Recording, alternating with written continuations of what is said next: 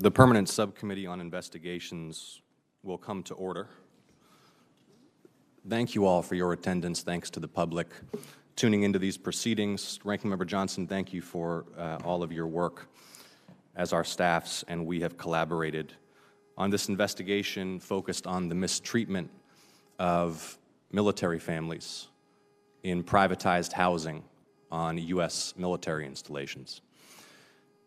In the mid-90s, when the Department of Defense commenced the privatization of military housing, it was envisioned that this initiative would lead to better outcomes for military families, safer, more reliable living conditions, healthy homes, affordable housing available to families living on and around U.S. military installations. For years, however, this program has been plagued by problems. And when I visited Fort Gordon in the first few months of my term in the Senate, I asked the command if I could sit down with families on post to hear about their experiences living in privatized housing managed by Azzubaidy at Fort Gordon. And the stories that I heard shocked me.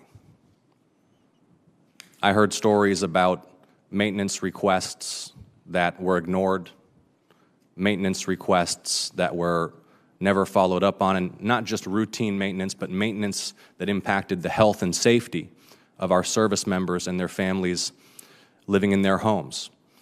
And those families at Fort Gordon, they asked me to take action.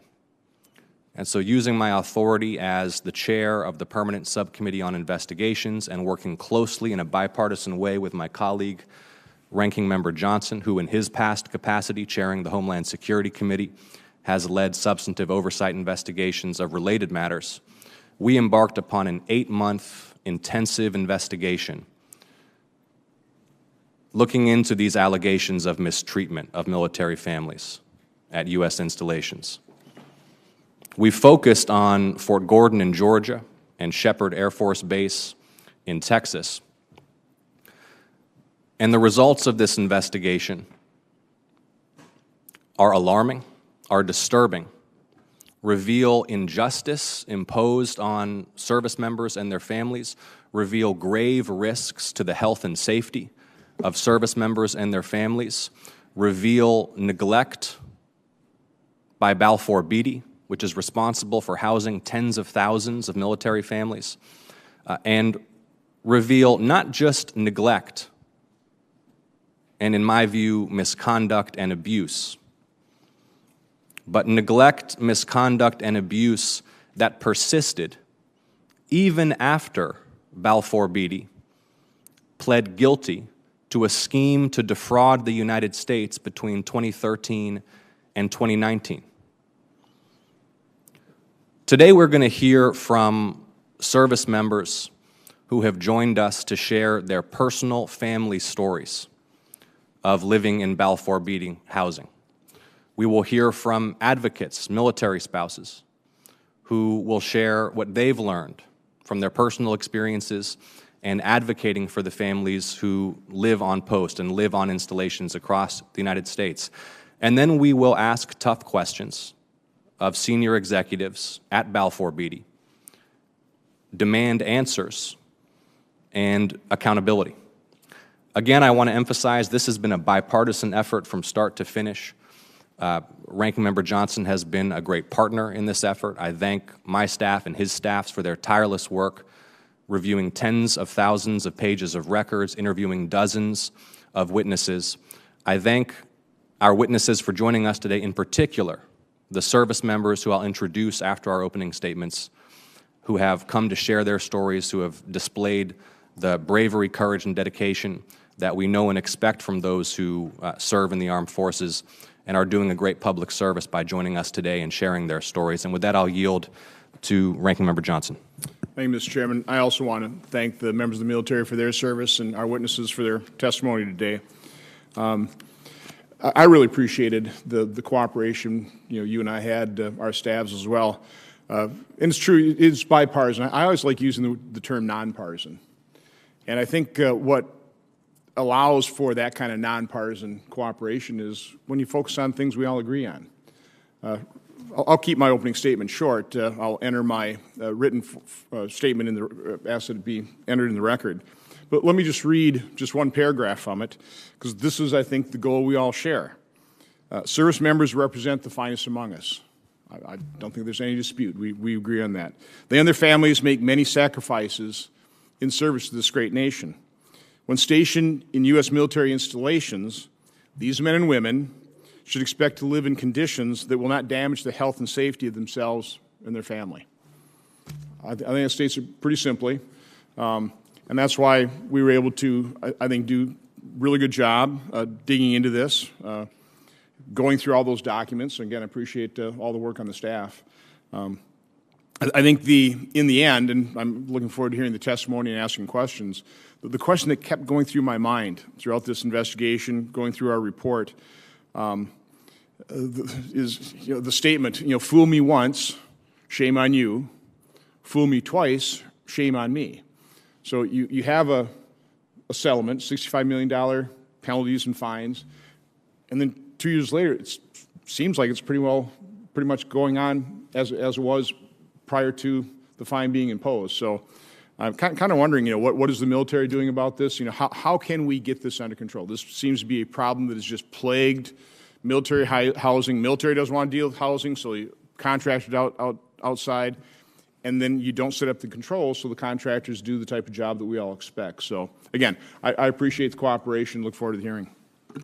Thank you, Ranking Member Johnson. We will now call our first panel of witnesses for this morning's hearing. I'll introduce the witnesses, and then you'll stand to be sworn.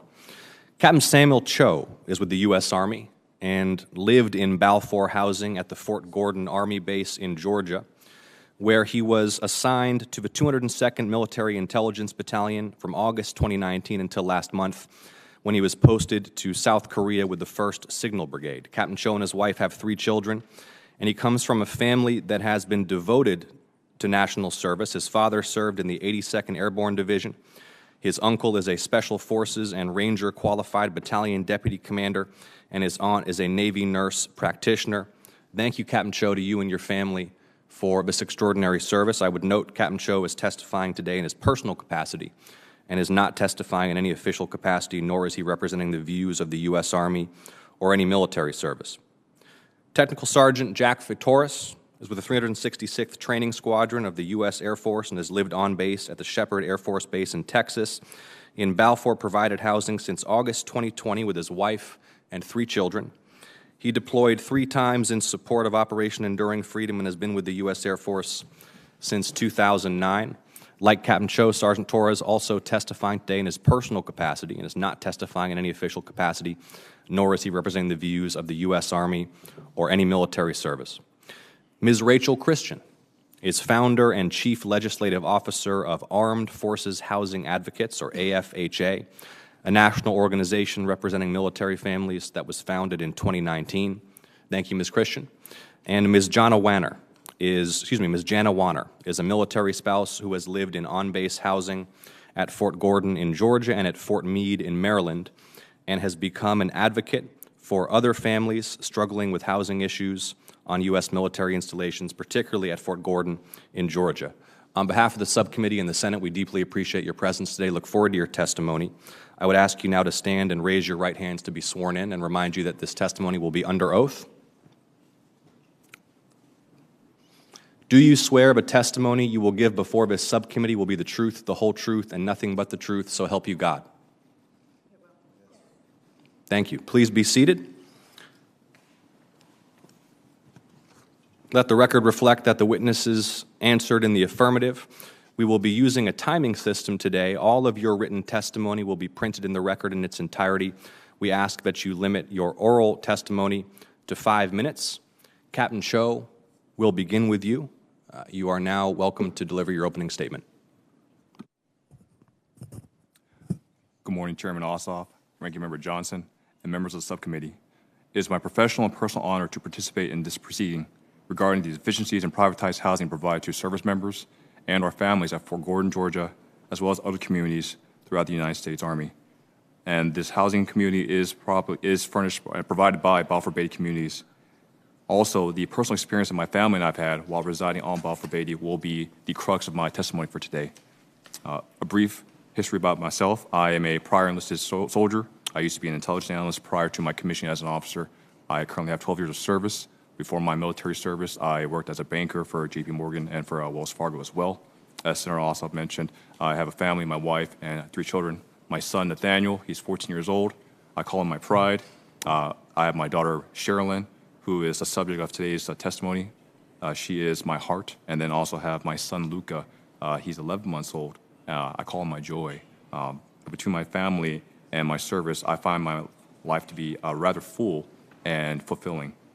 But the crux of my testimony today is due to the fact of my daughter, Sherilyn in particular, the mistreatment and the negligence that she was subject to while we resided at 149A Cypress Circle at Fort Gordon, Georgia, circa August 2019 up until February of 2021.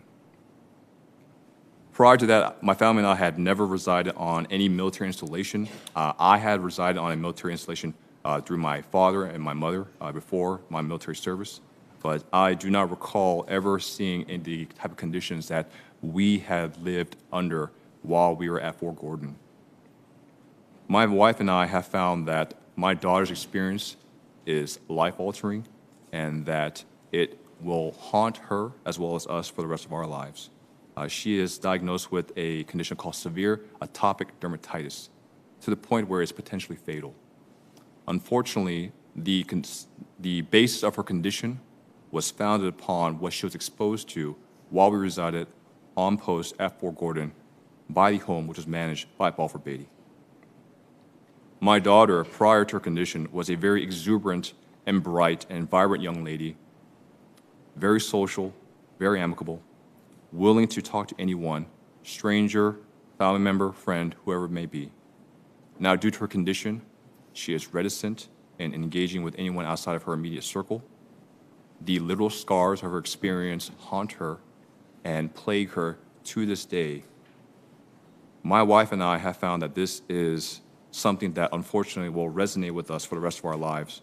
And all we seek is to provide the most factual and personal testimony that we can here today.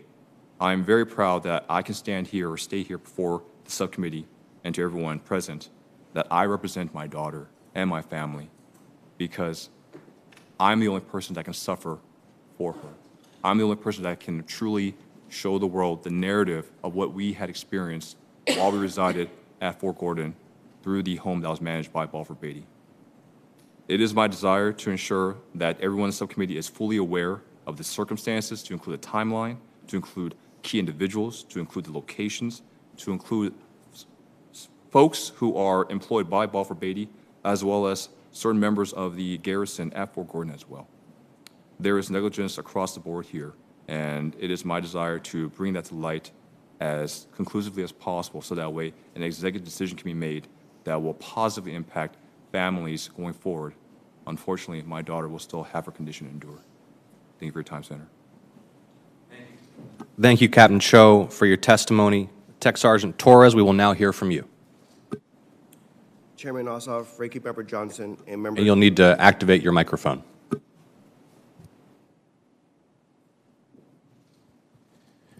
Chairman Ossoff, Ranking Member Johnson, and members of the subcommittee. My name is Technical Sergeant Jack Fay Torres, and I thank you for the opportunity to testify today.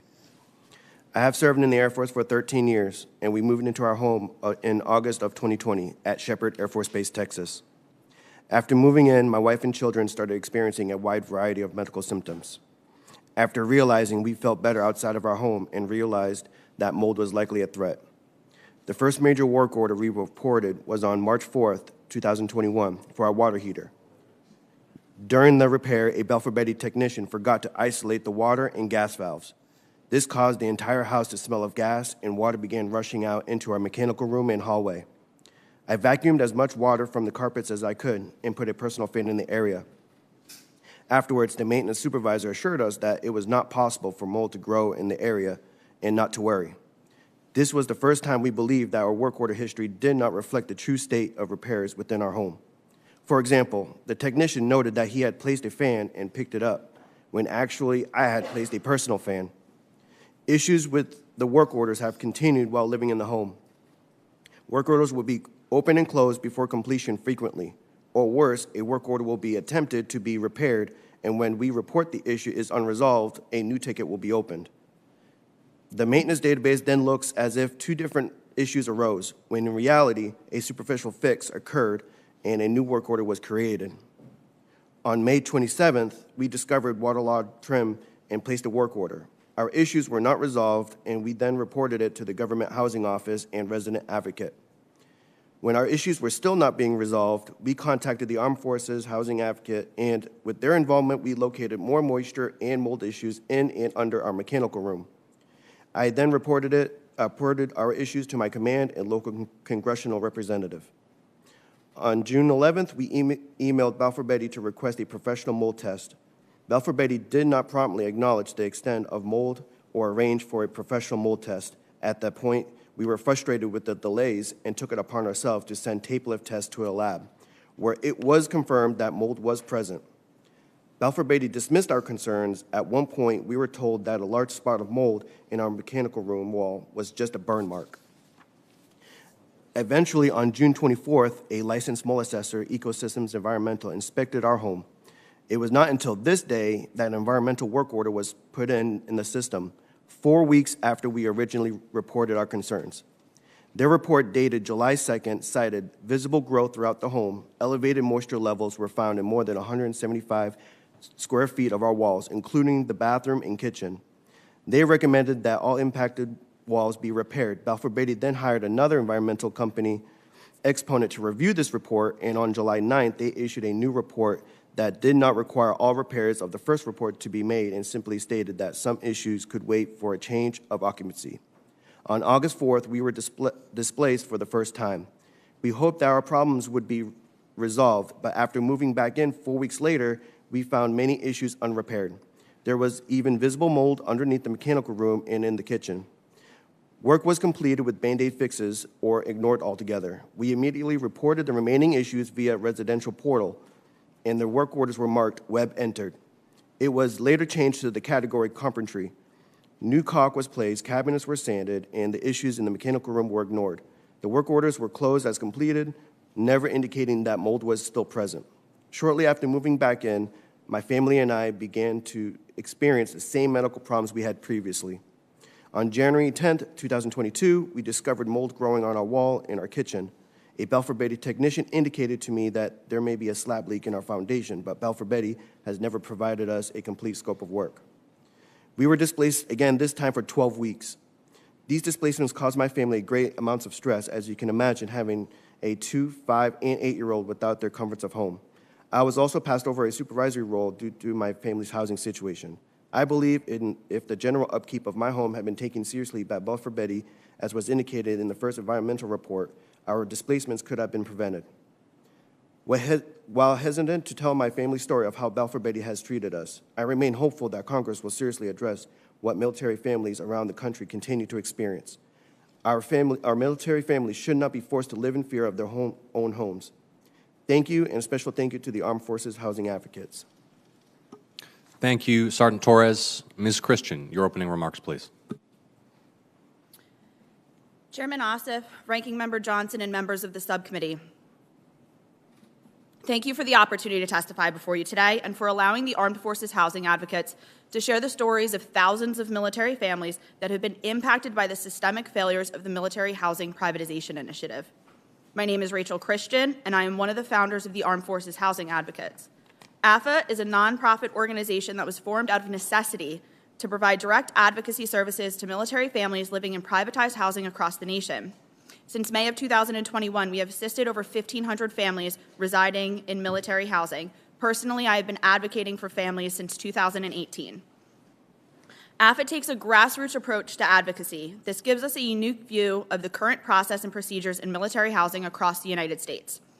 In the past year, I have seen environmental hazards such as mold, lead, asbestos, and raw sewage being improperly handled by untrained staff and work orders being closed prior to completion by Azzubaidy employees. I have witnessed service members in tears due to the fear of losing their careers after Azzubaidy attempted to use their commands to silence them for speaking further about unsafe conditions in their homes. I have seen denied maintenance requests and closures of work orders simply due to Balfour Beatty not wanting to foot the cost of completing necessary maintenance and repairs. At Whiteman Air Force Base, a large tree limb fell on a car which just moments prior held an infant inside. The request to remove the dying tree from the yard was denied by Balfour Beatty in the months prior to the incident. The most morally egregious behavior I've seen while assisting military families residing in Balfour Beatty homes is the ways in which individuals with disabilities are treated and their civil rights consistently violated. Disabled military families are being faced with excessive red tape when requesting reasonable accommodations and modifications to their homes. The excessive requests for documentation and personal information, as well as the length of time it takes to get a request approved, violates the law. It is inexcusable that a military spouse should need to be bathed by her husband because Balfour Beatty refuses to provide proper accommodations for her disability in her bathroom. Her husband, as the service member, should not be in constant fear of leaving for training or deployment because he is unsure if his wife will be safe in their home. The safety inside of a Balfour Beatty home is questionable at best. I have seen sick and injured military families that have been dismissed repeatedly when bringing forth their concerns that their homes have made them sick. A child at Fort Bliss tested high for lead in their blood. After certified testing was completed, it showed higher than allowable levels of lead-based paint dust in the home. Yet still, Balfour Beatty denied that the lead-based paint in the home was responsible and refused to abate or encapsulate the lead-based paint. That home is still available for unsuspecting families to move into today. These medical conditions are not only harming our military families, but are also costing military treatment facilities and TRICARE millions of dollars in medical care, which could be avoided if the homes were properly maintained.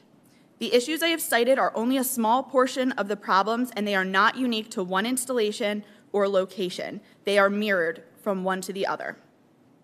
Balfour Beatty often claims that the problems we see are regional with a few bad actors, but we strongly disagree with this notion. When corporate leadership is directing the actions of local employees, the issues are inherently systemic. A little over 3 years ago, I sat in this very building listening to the Senate Armed Services Committee discuss the deplorable conditions in military housing, including those run by Balfour Beatty. How many more cases of negligence, fraud, and civil rights violations must we present in this building before Balfour Beatty is properly held accountable and banned from receiving further government contracts, as well as removed from their current partnership with the Department of Defense? Balfour Beatty has already admitted to defrauding the government, but it is not just the government that suffered in this case. It's the service members, and it's their families. They are the ones being forgotten, pushed aside, and made sick by a company that continues to choose profits over people. When our service members are exploited by the very companies that promise to protect them, our troops are not operationally ready. No service member should have to choose between a costly, reasonable accommodation for their family member or purchasing groceries. No service member should be losing sleep on deployment, worried that their family is sick or injured in their home. And no service member and their family should be homeless while serving this great country. It is time that our service members and their families are all treated with the dignity and respect they deserve. The military community lost their faith in Balfour Beatty due to their continued disregard for the health and safety of the families residing in their homes. We believe that ending the partnership with Balfour Beatty is the only way to ensure the readiness of our service members and the safety of their families. Thank you. Thank you, Ms. Christian. Ms. Warner, we will now hear your opening statement, please.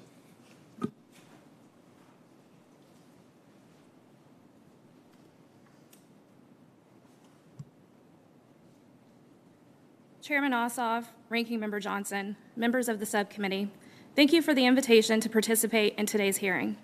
My name is Jana Warner. I've been a proud Army spouse for the past 12 years. My husband is a Sergeant First Class, and he has been in the Army for 15 years. We have 2 children, one with special needs, who is enrolled in the department's Exceptional Family Member Program. Like most military families, our family has moved often. We are currently at our 5th duty station, but at Fort Gordon for a second time. During our first tour at Fort Gordon in 2013, we arrived from Germany and did not have enough time to look for off-post housing.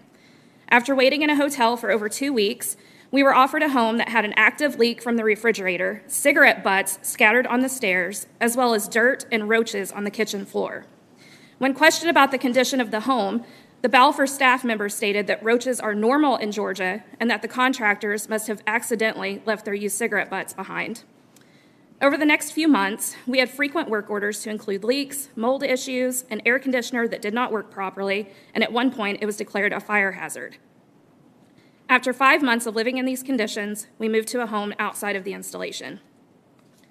I began my advocacy 4 years ago while stationed in Maryland.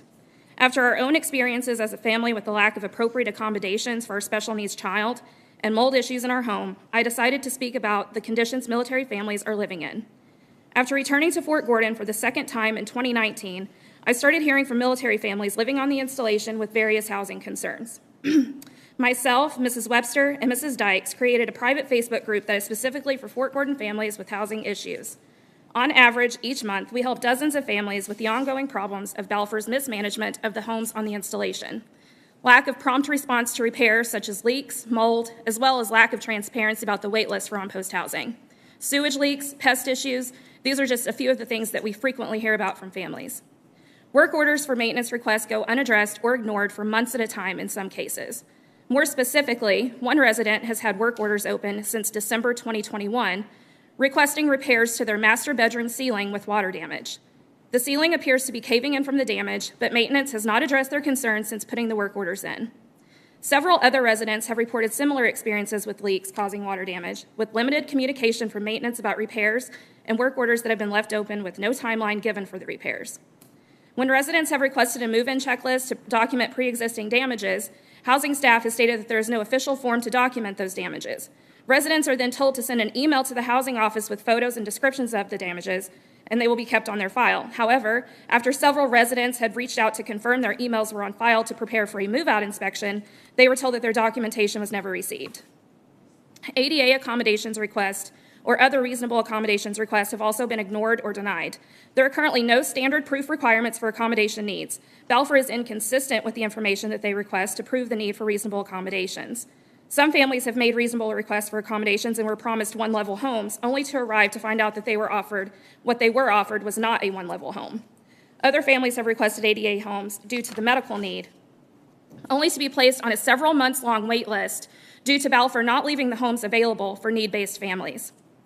The fear of retaliation by Balfour and a lack of clarity on how to report are common reasons that have prevented families from reporting their issues. Residents have frequently discussed what is sometimes described as verbally abusive staff that deters them from speaking up any further. For families that have never lived in military housing before, the process to dispute is even more confusing and unclear. The Tenant Bill of Rights and the dispute process were well-intentioned,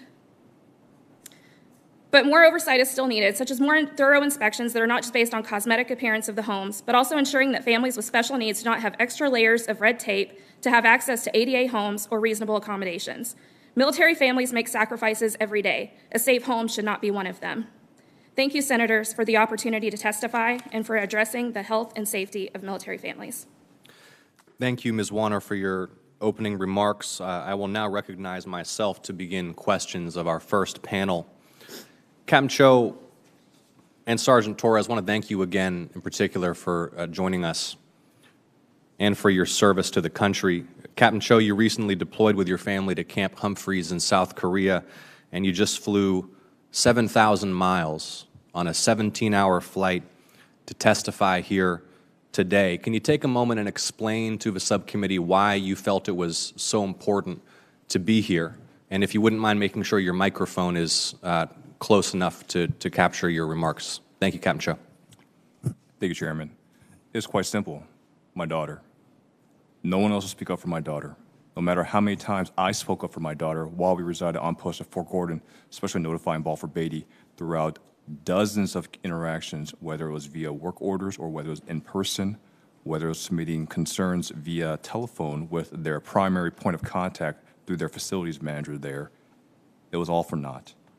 The reason why I'm here before everyone is because my daughter is still under the same health conditions that she initially contracted due to the home itself.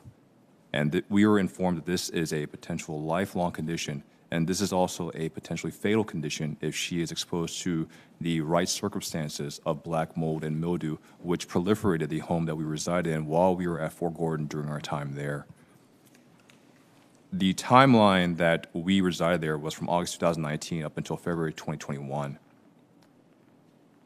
My daughter, her skin once youthful and supple, is now reptilian in nature, to where there were numerous times she would wake up in the middle of the night, hands covered in blood from her scratching while sleeping, and her bed sheets are also covered in her own blood.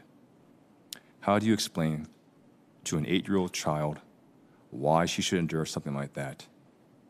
If it was something that my wife and I could control, by all means, we would take responsibility and do the very best that we could as her parents to ensure that she is under those same conditions going forward. But the conditions that we resided in is due to outside factors beyond our control, primarily championed by Azzubaidy, who provides direct oversight to the homes at Fort Gordon and across numerous military installations throughout the DoD.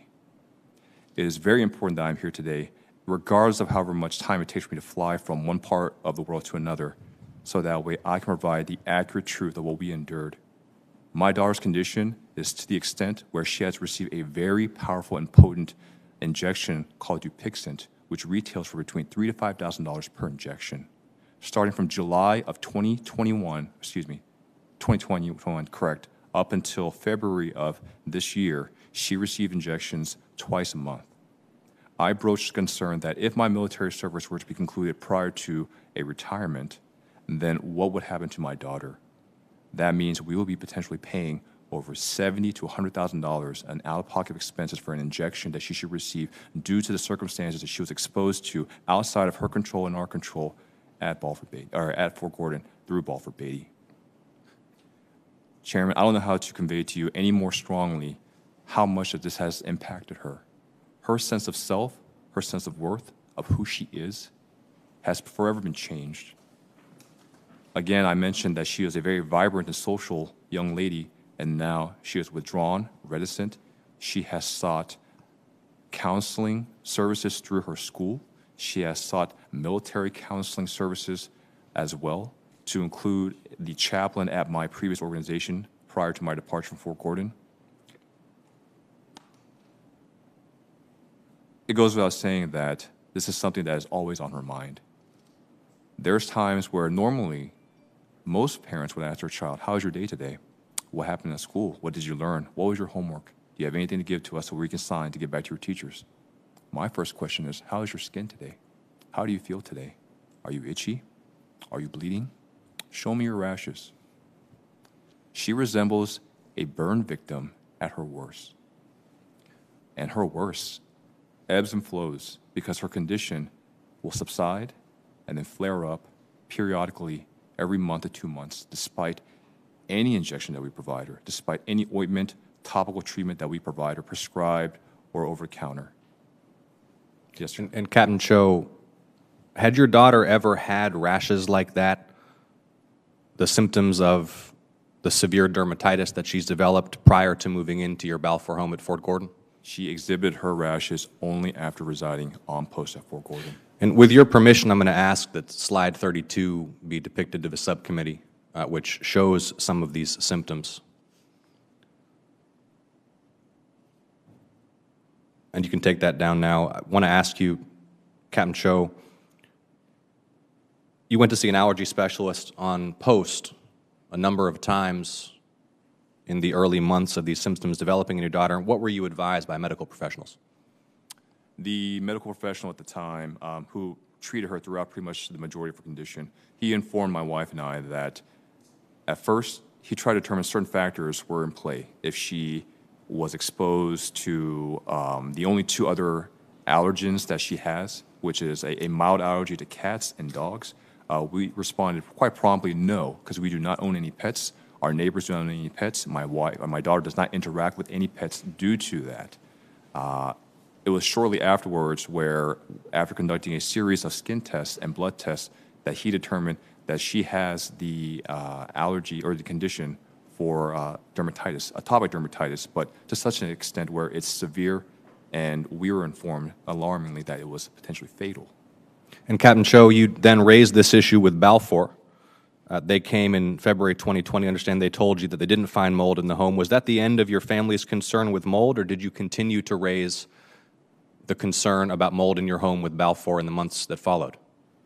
I fervently brought my concerns to Azzubaidy in one form or another, via communication, telephone or in person or through email correspondence, for over 2 years. I from the very beginning up into my departure from that home in 2021, February.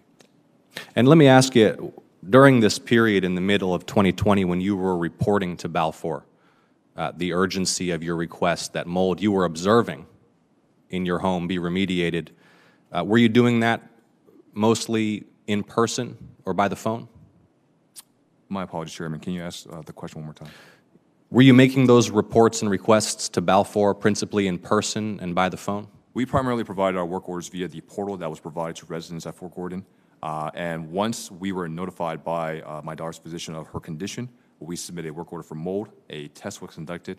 We were told at the time it was inconclusive, that it was negative. But we continued to press the point, and we were told to contact the manager of the Azzubaidy organization there at Fort Gordon directly. I was actually handed her business card, and that going forward, I needed to communicate with her directly or with her staff, to which I attempted to numerous times. So let me just make sure I understand, Captain Cho. Were you specifically instructed by Balfour personnel that you should, moving forward, raise these concerns directly, verbally, or by phone rather than via the online portal? That is correct. So Balfour personnel told you to cease using the online portal and instead to place those requests for help directly in person or by phone? Yes, that is correct. Not just a supervisor, it was the manager of the Azzubaidy communities at Fort Gordon herself. Thank you. We're going to dig more into your story and Sergeant Torres' story in a moment. I'm going to yield in a moment to the ranking member. Before I do, I just want to ask you to turn, Captain Cho, to Exhibit 2.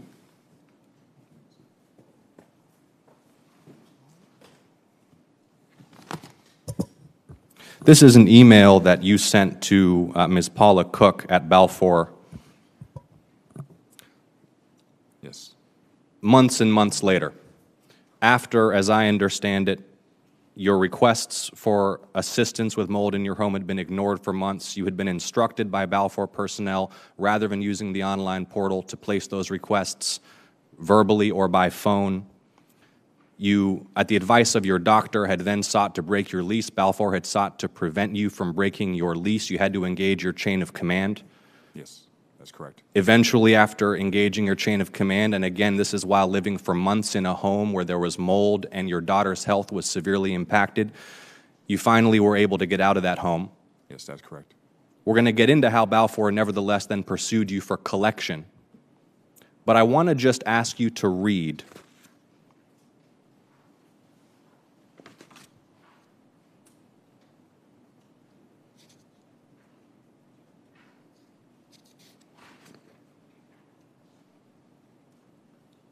the final few sentences on the second page of this email,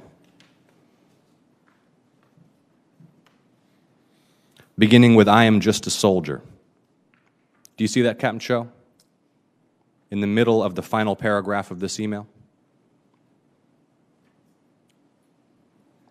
I am just a soldier, husband, and father, attempting to reconcile why this had to take place.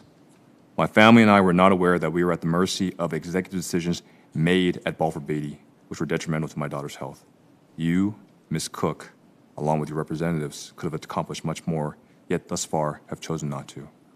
Thank you, Captain Cho, and Sergeant Torres will engage with you in the second round of questioning. At this time, I yield to Ranking Member Johnson. Thank you, Mr. Chairman. I think I got one of my first questions answered. Is your daughter improving at all? Doesn't sound like she is at all. No, Senator, she is not.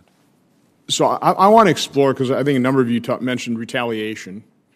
That'd be retaliation by your command, right? So I want to understand the finger pointing, the shifting responsibility in terms of what all's transpired here. Captain Cho, your daughter was treated by military doctors? She was treated initially on post by military doctors, and then she was referred off post as well. And she oftentimes went back and forth between the two. So, do the military doctors, did they assign a cause to her skin condition? I mean, did they say this is typical of a rash brought about by mold? Only at the initial period. After her 2 initial appointments, the epidemiologist made the determination that it has to be something that's triggering her condition specifically, and if she's only going to school and home, that it has to be something either at the home or the school itself. Did the doctor or anybody in the medical clinic try and follow up to see what the conditions were in the home that might have been given rise to her skin condition? Yes, he certainly did. He definitely followed up with myself and I. We corresponded via phone communication as well as email dozens of times to try and pinpoint the cause of her condition, which he surmised at the beginning, but he did not want to influence me indirectly or directly that it was the home itself. So did he then advocate for you to the base commander? No, he did not. I had to go through outside channels to have the garrison command eventually become involved. So what was the response from garrison command? Quite frankly, I was told by the garrison commander and the garrison sergeant major that they thought that this was not founded and that my daughter's condition was not predicated upon being exposed to mold at the home itself, to which I was quite upset about. So they just dismissed any connection between housing and your daughter's condition? This was after several months of waiting for the garrison command team to make an executive decision to fund our move off post, or at least give us the opportunity to break our lease at that time. That's correct. So then your only channel of addressing this was then to go to Balfour? So, I mean, you were pretty well left on your own to deal with the situation. You got no help from your base commander, your garrison commander, or anybody in the military chain of command? The base commander himself, I don't believe he was aware of my family. It was the garrison command. But I used concurrent lines of effort to try and mitigate this between the physicians and him providing memorandums to state that my daughter's condition is what it is, as well as my chain of command, as well as the garrison command. I found that the garrison command failed me. I found that the physician was only tied because he can only do so much. He is not a person of influence. He can only provide facts and his findings to whoever reviews that information. So I had to use my direct chain of command, which they in turn actually determined that this was warranted, and they influenced the change that was necessary for us to ultimately break our lease and leave the home itself. So in the end, you did get help from your chain of command in terms of at least getting out of that housing? After much effort, yes. Did somebody else move into that house after you then? Immediately after. So Sergeant Torres, I think you're kind of understanding my line of questioning here. Can you kind of relay your experience in terms of, I'll call it a runaround. You know, what type of runaround did you experience? And you mentioned retaliation. Can you be more specific in terms of kind of what happened as you just tried to get your issues addressed? And again, I see from your testimony, your family experienced a wide range of symptoms. Yes. Now, get the microphone as quickly as possible. I'm a little hard of hearing. Yes. I told my Azzubaidy about all of our issues, and when we were trying to get it all addressed, and we were not getting anywhere, you know, we contacted government housing office, and even with, you know, contacting them and the resident advocate on the base, as we were still not getting the help that we needed. Eventually, we. So just back up. Describe the government housing. We notified them, the government housing office. Now, is that in the military chain of command, or? Yes, sir. Okay. Yeah, in military chain of command, you know, and they report up to. They report up to the base and wing commander. So if there's any issues, you know, we address to the government housing office, and they kind of advocate or help us out to kind of contact the housing, you know, Azzubaidy, in terms of, hey, you know, there's issues in the homes, and, you know, can we get these issues addressed? And even with contacting them, we had to constantly email them. We had to request them to show up to the inspections, because if we didn't, they weren't going to show up. And we kind of were trying to prove, like, hey, we do have issues in our home. Can you please show up? And then we were getting nowhere. We had to actually resort to requesting for an advocate out at an Army base, you know, an hour away to get any help. And, you know, Sarah Klein has done more help to us for our family at a completely another base on our Army post than the advocate and the government housing office on my base, and even come to the point where when we were being dislocated, my commander notified me that I was being dislocated, which I didn't even heard from, and he was trying to get information because he wasn't in on any of the information when that's actually the government housing office supposed to be telling the wing commander and the base commander about our issues, and he didn't even know nothing about our issues with our home. So is it fair to say that the government housing advocate didn't do much advocating for you? No, they didn't do anything. Pretty well just blew off your concerns. Correct. Ms. Christian, you obviously have dealt with, you said 1,500 individuals like Captain Cho and Sergeant Torres. Can you kind of summarize what you're seeing, or do you have some particular examples? I mean, is this very typical that there's just, it's just a big runaround, there's a bunch of finger pointing and nothing ever gets done? Absolutely. You will see this everywhere that you go when you're trying to get assistance to get any even minor request, completed in your home.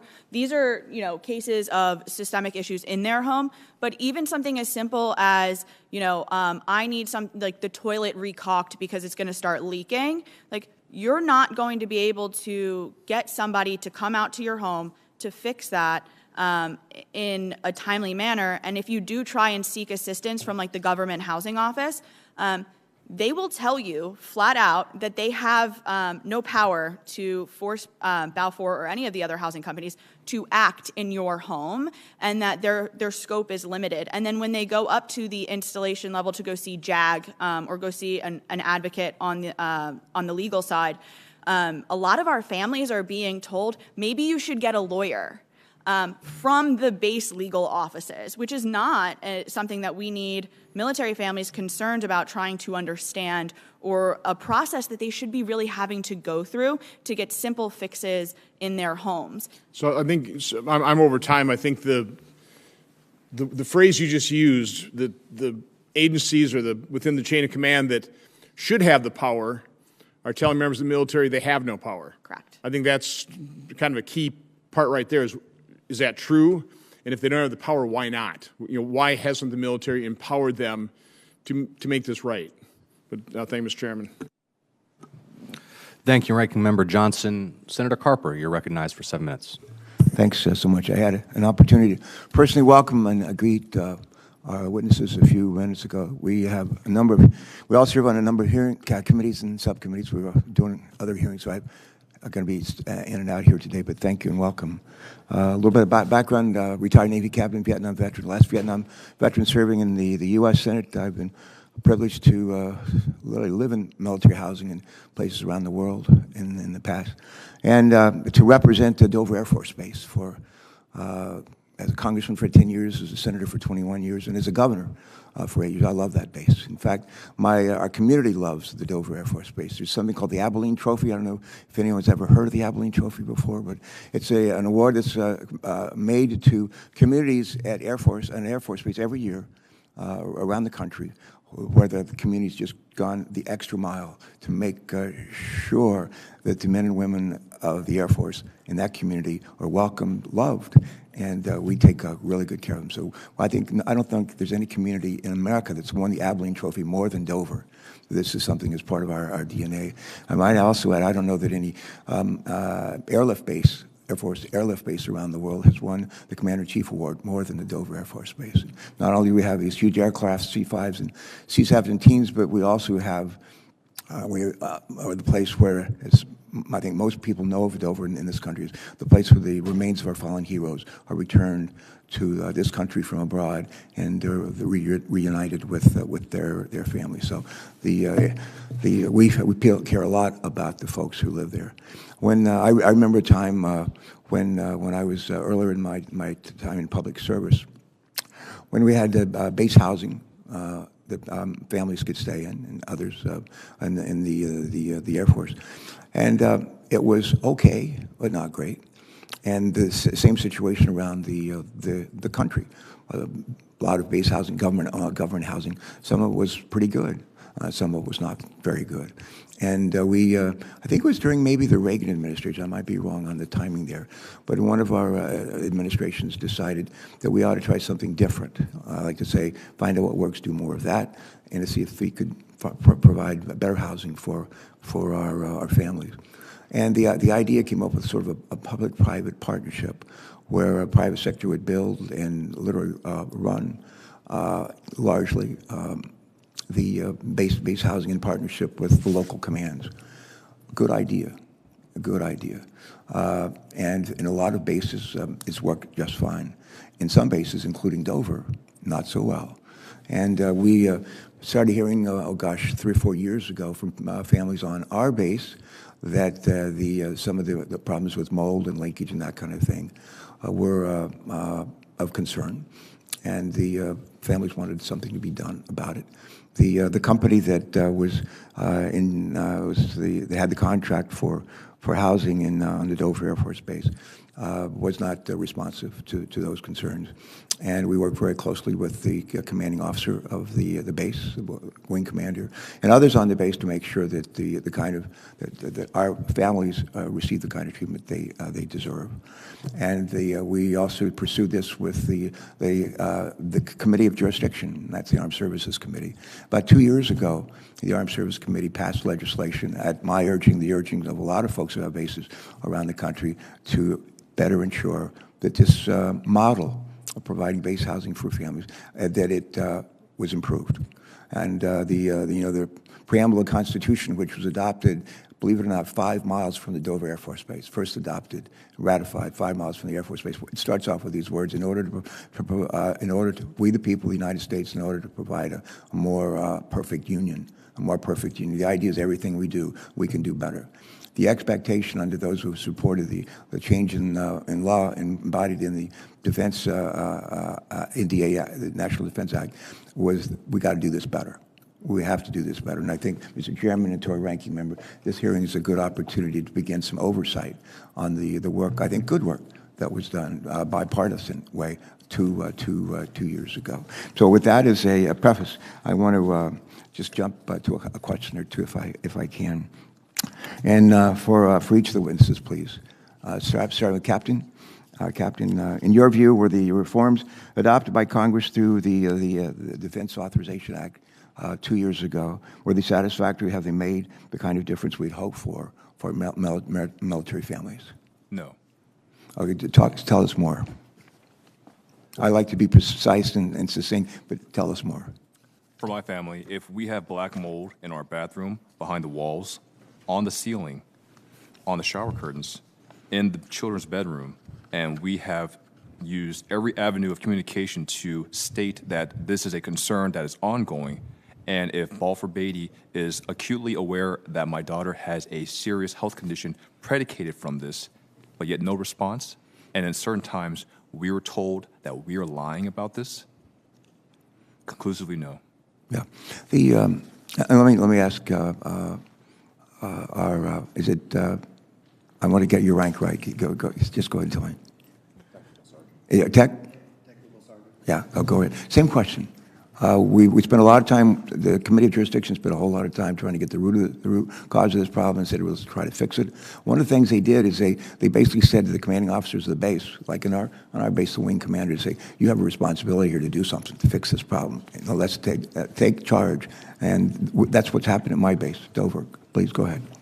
Yes, even with all of our issues, it seemed like even with the base commander and wing commander involved, like it seemed like they still didn't have really the power to, because we requested to move to a different section, and even with them they couldn't didn't have enough power to really move us to a different section, all because I didn't have the rank required for that section. I even asked, like, hey, I'll even cough up the difference in terms of BAH out of my own pocket, just so we not have to live in the area where mold was known to be in a certain area of base housing. Okay. Ms. Christian, really same question. In terms of the changes that we'd hoped for and expected coming to the 2020 legislation. Yeah, I was really hopeful when Tenants' Bill of Rights and those pieces of legislation came down. Our team was really excited to see the implementation of them, but it's not working. We have 10-page leases that are now 110-page leases that military families are having to read because they were trying to create a universal lease that would simplify things, but really it exacerbated the problem, as well as the formal dispute process is 48 steps for Air Force service members.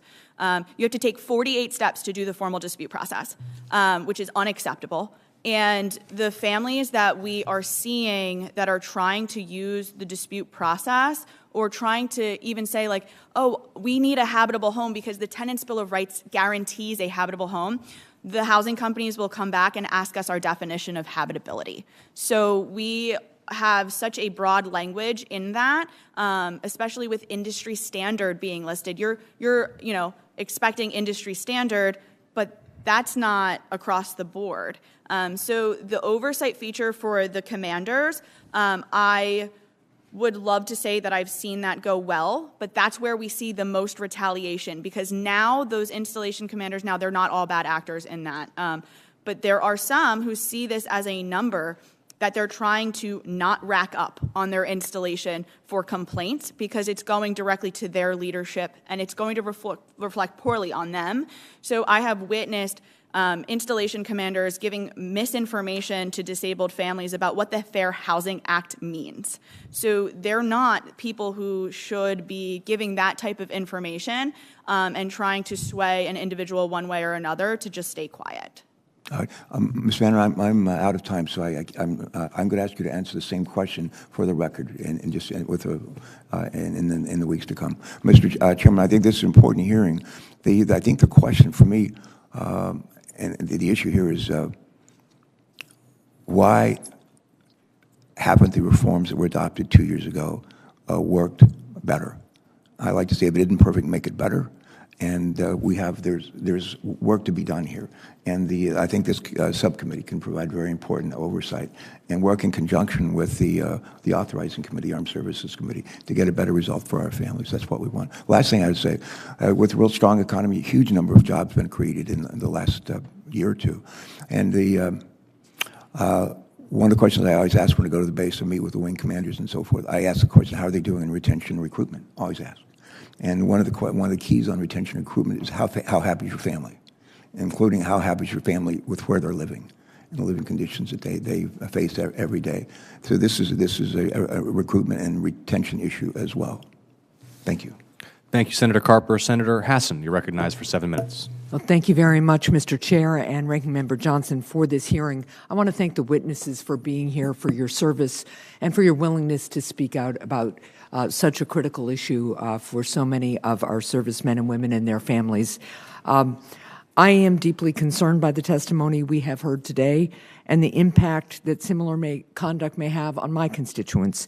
New Hampshire is home to Portsmouth Naval Shipyard, and the shipyard's nearby private military housing is also managed by Balfour Beatty. So, Ms. Christian and Ms. Warner, you have talked about this a little bit just now with Senator Carper, but how widespread is the misconduct by Balfour Beatty and other private housing contractors? You will see it at every installation you go to. So 55 Balfour Beatty installations, I cannot come up with one where I haven't seen an issue with work order closures prior to completion or any type of mistreatment of military families. Thank you, Ms. Warner. I agree. It's widespread all over every base that is managed by Balfour Beatty. Work orders will remain open for months at a time, and ADA accommodations are not properly addressed for special needs families, disabled families. Thank you. I'm going to follow up on that last point in just a minute, and I appreciated the testimony just now to Senator Carper about why things haven't gotten significantly better since the 2020 NDAA provisions, and we'll follow up with you on that as well. I want to go, Sergeant Torres, to a different issue. Your bad experience happened just last year, more than a year after the passage of private military housing reforms in the fiscal year 2020. National Defense Authorization Act. I want to dig into your experience to better understand what additional actions Congress may need to take.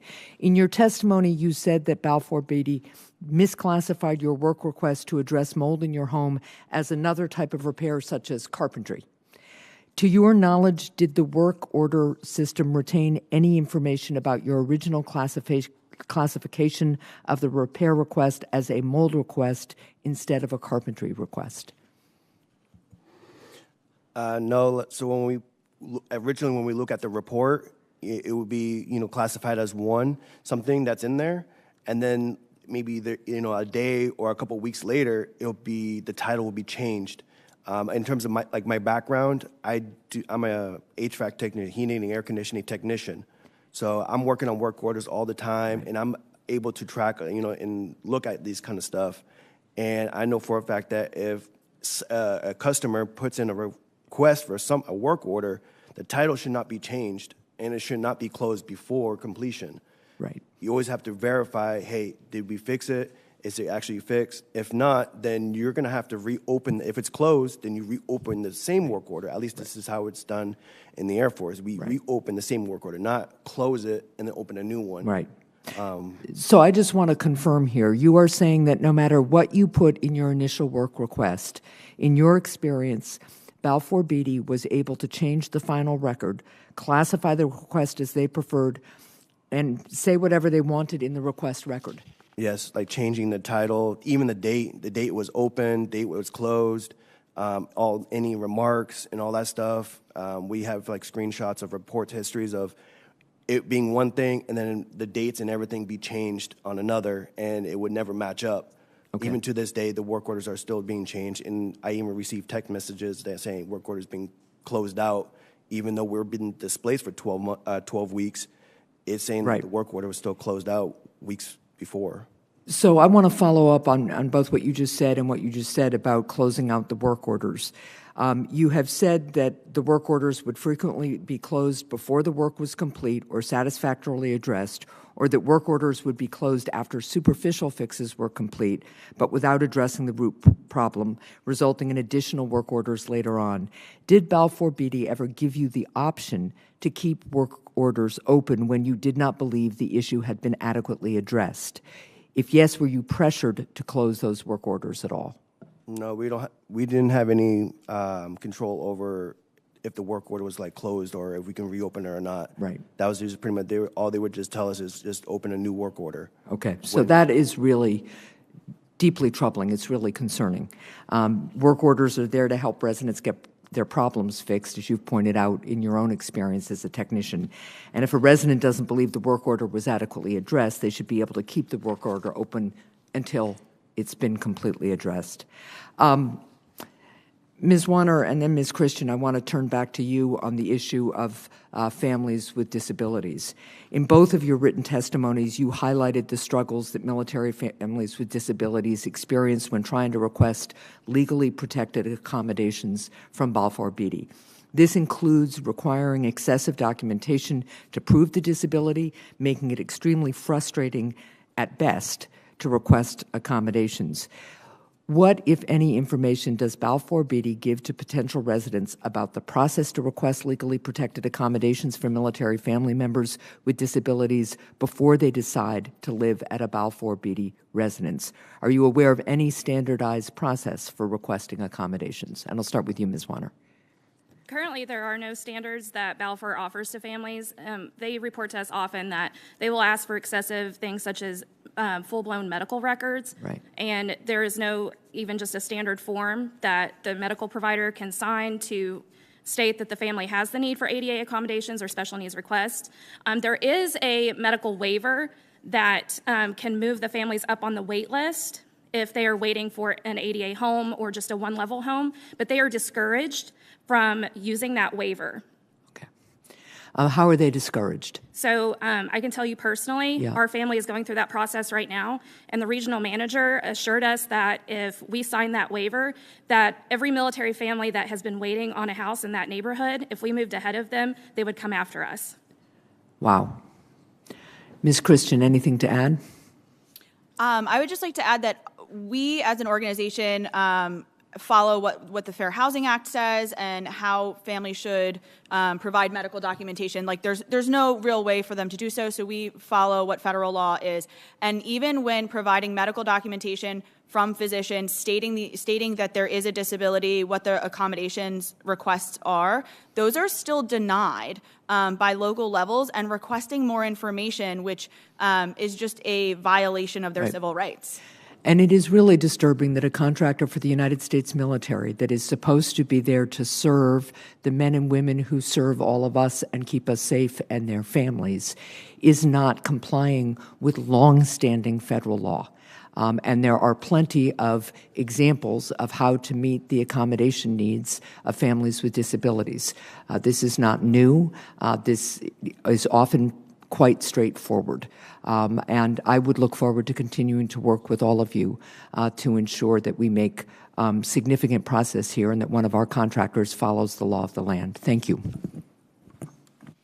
Thank you, Senator Hassan. I'm going to yield myself an additional 7 minutes. Other senators may be en route to ask questions of this panel. Captain Cho, I want to return to your story for a moment. Take us back to the summer of 2020. As you testified earlier, you've been instructed by Balfour personnel that you should submit your requests for mold remediation not via the online work order system, but verbally or by the phone, correct? That is correct. And as you're making those requests of Balfour personnel throughout the summer of 2020 and your doctor's health condition continues to worsen, what response do you get? No response. No response. And am I correct that your doctor's physician shortly thereafter advised you needed to leave the home? That is correct. So you've been instructed by Balfour staff that you should place these requests verbally rather than via the online work order system. You've done so repeatedly. Your daughter is sick. You've seen mold in the home. You're getting no response. Your doctor tells you need to move out of the home, so you approach Balfour to break the lease. What happens then? I asked Balfour if I would be given the opportunity to break our lease, or at least at the very minimum be provided another home to reside in while they can at least mitigate the conditions of the current home that we were at. We were categorically denied both of those choices, and Balfour stated quite clearly that we would have to continue to honor the lease that was in place at that time. So you've repeatedly reported mold and gotten no response. Your doctor has told you that you need to leave the home for the sake of your daughter's health. She has now a severe dermatological condition. You ask Balfour how to get out of the home. They tell you can't. Yes. It culminated with I submitting something called a ICE comment, which throughout the DoD is considered a very serious comment system or feedback system where we can provide feedback regarding certain services, whether good or ill. And in this case, it was definitely not a positive feedback that I provided. I was contacted by a supervisor at Balfour, Gordon, Teddy Tripp was the gentleman's name, who told me that basically we would have to continue to reside in the home and that there were no other homes available and that there are essentially no other options available. I responded in kind by saying, when I was told personally, very specifically, by the Fort Gordon manager at the time, Samantha Dayer, February of 2020, when our home had the initial test for mold conducted, she handed me her business card and encouraged me to contact her verbally or coming by the office to seek her out. I adhered to that as strictly as I could, but in the interim, my wife and I submitted work orders, and whenever a technician would come over to take care of a leaky faucet, a broken cabinet door, whatever the case may be, we told them there's mold in our upstairs. There's mold in our room, in our daughter's room. There's also mold in the bathroom as well. It's present. We were told every single time that mold would be addressed by the management and that the management would be in contact with us at some point in time. That never took place at any point in time. So you raised these requests repeatedly with technicians who were sent to the home and by the phone with the office as you were instructed to by Balfour personnel. You get no response. You're told by your doctor you need to leave the home. You approach Balfour to say you need to leave the home. They try to prevent you from leaving the home, and they also accuse you of lying? That is correct. Even the day before we officially moved out, my family had already relocated to an off-post home, but in January of 2021, I was at the move-out inspection, but the day before, there was a couple things that still needed to be addressed that hadn't been, so I made sure that a Balfour technician came out. That gentleman came out. He fixed the issues that were there. It was like a broken light bulb and something else. I ripped up the bathroom lining of the bathroom that our family had used. I even purposely chipped away at the paint in the wall and showed the blackened paint chips that the mold had proliferated in. And I stated very specifically, this is the mold that we have been complaining to you folks about for months on end. I asked that you notify your facilities manager, Tom Rodriguez, to have this addressed as soon as possible. Following that, my family and I had, or not my family, myself and my chain of command, we all had a discussion with Balfour Beatty as far as how can we come to a compromise. There is no compromise. Essentially, we need to get out of the home. We were seeking, we being my family and I, to either have our move funded by Balfour Beatty, and if not them, at least the Fort Gordon Garrison. Both channels denied our request to fund our move, which at that point we had to move off post. So while I am dealing with the Balfour Beatty representatives, as well as the Garrison representatives, to include the Garrison Command Team, to include the housing manager at that time, Jenna Holman, my wife is 7 months pregnant and is moving things on her own because none of these organizations will pay for our off-post move. So I'm not lacking as far as financials, but at the same time, it's the principle behind it. If our home is the source of my daughter's condition, and we have been told succinctly that we need to move off post, by all means, we will move off post. But the principle behind it is Balfour Beatty should have at least provided some type of support, or the Garrison should have provided some support. So finally, with great effort, engaging the Garrison Command, making repeated requests, you managed to get out of the home. You send an email to Paula Cook documenting your experience. You read a portion from that. Yes. Did you receive an apology from Ms. Cook in response to that email? I have never received an apology from Balfour Beatty or any of the representatives at any point in time. In fact, did you receive a collection notice? That is correct. Did they threaten to send a collection agency against you? To add insult to injury, yes. And when you challenged that, were you informed that it had been a mistake? Yes, which I challenged that reasoning by saying, well, there was a considerable thought behind a collections notice being purposely sent to me stating the charges that were notated on the collection itself. If this was an internal error, this should have been caught prior to distribution to my home. Thank you, Captain Cho. Senator Langford's arrived with just 1 minute remaining. Sergeant Torres, I want to make sure we dig in on one specific aspect of your case. So, your wife suffers from respiratory condition, correct? Yes. And you have repeatedly asked Balfour to remediate the mold in your home. You're initially told there's no issue. Finally, you place urgent requests. They send an inspection company to inspect the home, correct? Correct. The inspection company finds that there's 175 square feet of area in your home that need to be remediated or replaced, correct? Correct. But at the same time, Balfour has hired a third-party company called Exponent that never looked at the home, and they attach Exponent's report to this mold inspection report telling you it's actually no big deal and remediating the mold is premature. Is that correct? Correct. But they go ahead and they remediate the mold. And here's the point that I think is important, and I'm going to ask that my team prepare to show slide 4. You placed these work orders upon returning to your home, and you reported mold, correct? That is correct. Those are your work orders. You describe mold on the floor behind hall bathroom and mold under the mech room. Is that correct? That is correct. All right, well, now I'm going to ask that slide 5 be depicted. Here at the bottom,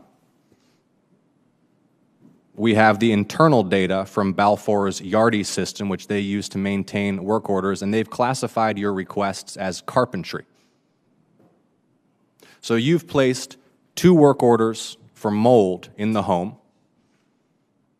Those are filed internally as carpentry. You can close the slide. I want to ask you, Ms. Christian, what are we looking at there?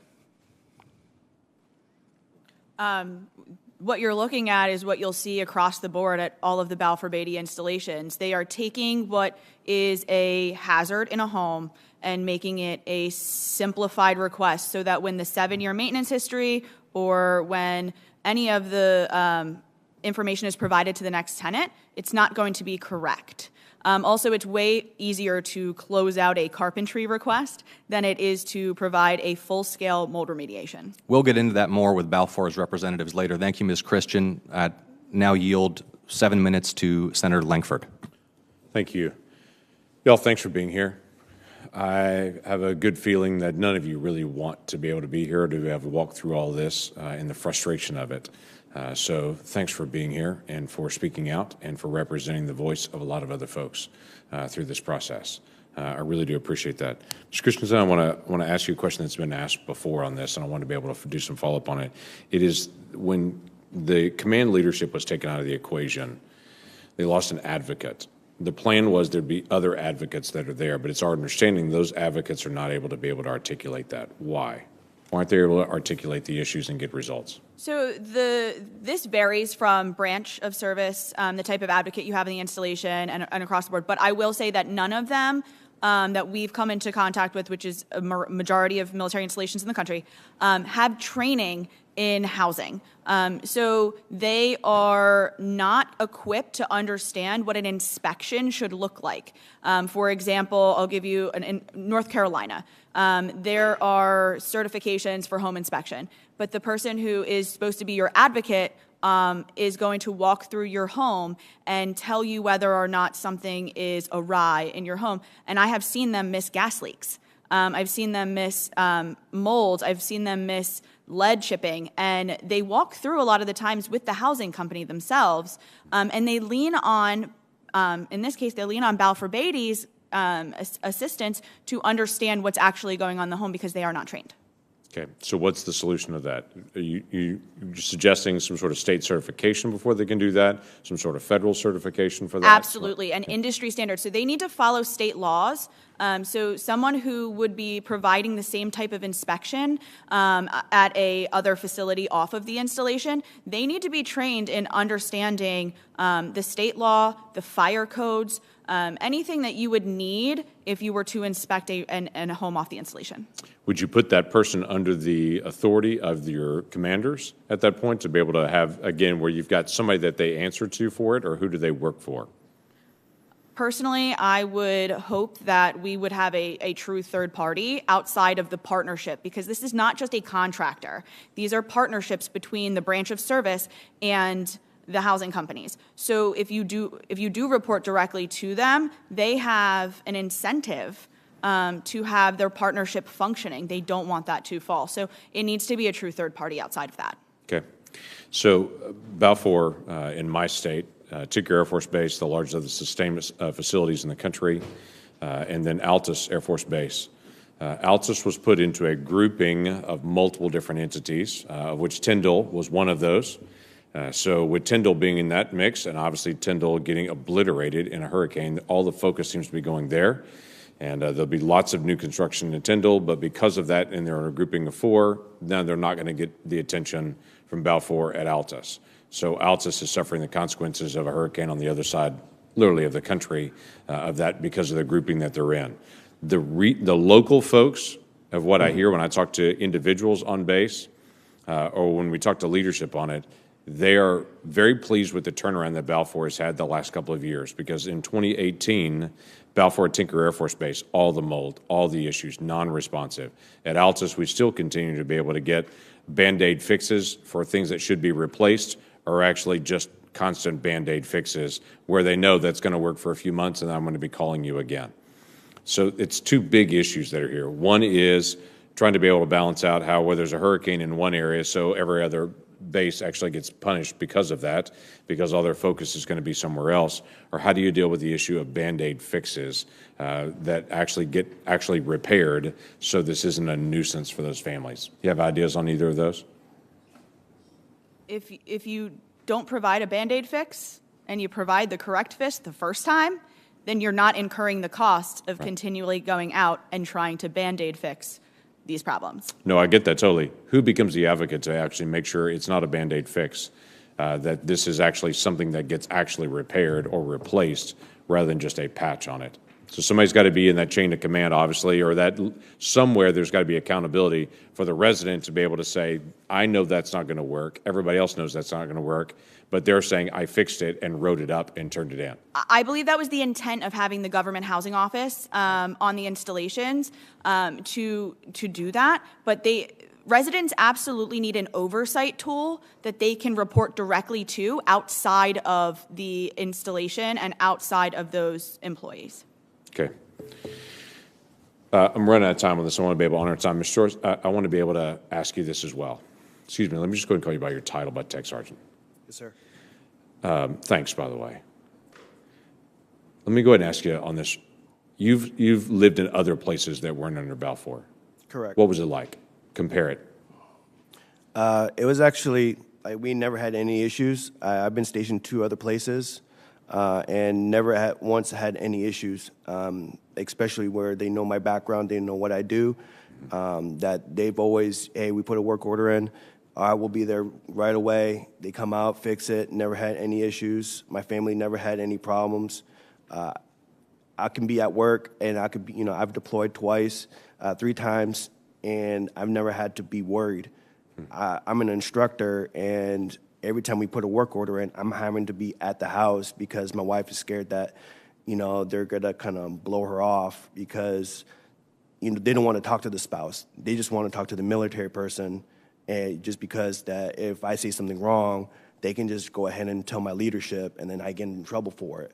When it shouldn't be that way. My wife is a stay-at-home mom, and she should be able to call a work order in, and they help her out as much as they can, not for me having to be there because my wife's scared of being there with a technician. Yeah, totally get that. You should be respectful of that. By the way, she's a resident at the house as well, correct? Correct. Yeah, so why would it matter which resident of the house is actually calling that in? Kevin Clough, same issue. You've lived in other places, not with Balfour as the caretaker for the home. Can you compare the two? My family, my father in particular, has told me quite clearly, if you have the opportunity or the choice to reside on post or off post, always choose off post. I had asked that before when I was younger and up until my military service commenced, and he gave me very sound reasoning.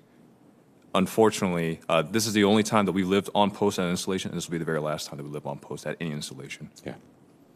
Shouldn't be that way, and it's one of the issues that we face at Altus Air Force Base is that it's older housing that needs to be redone completely, but now we're on the bottom of the list because Tyndall is going to end up with all new, and they're just going to say that's going to get all new, and Altus and the other 3 bases that are in that group are just going to continue to be old and old and older, which doesn't meet what our folks need actually on that particular base. So thank you all for being here very much and for your service to the country.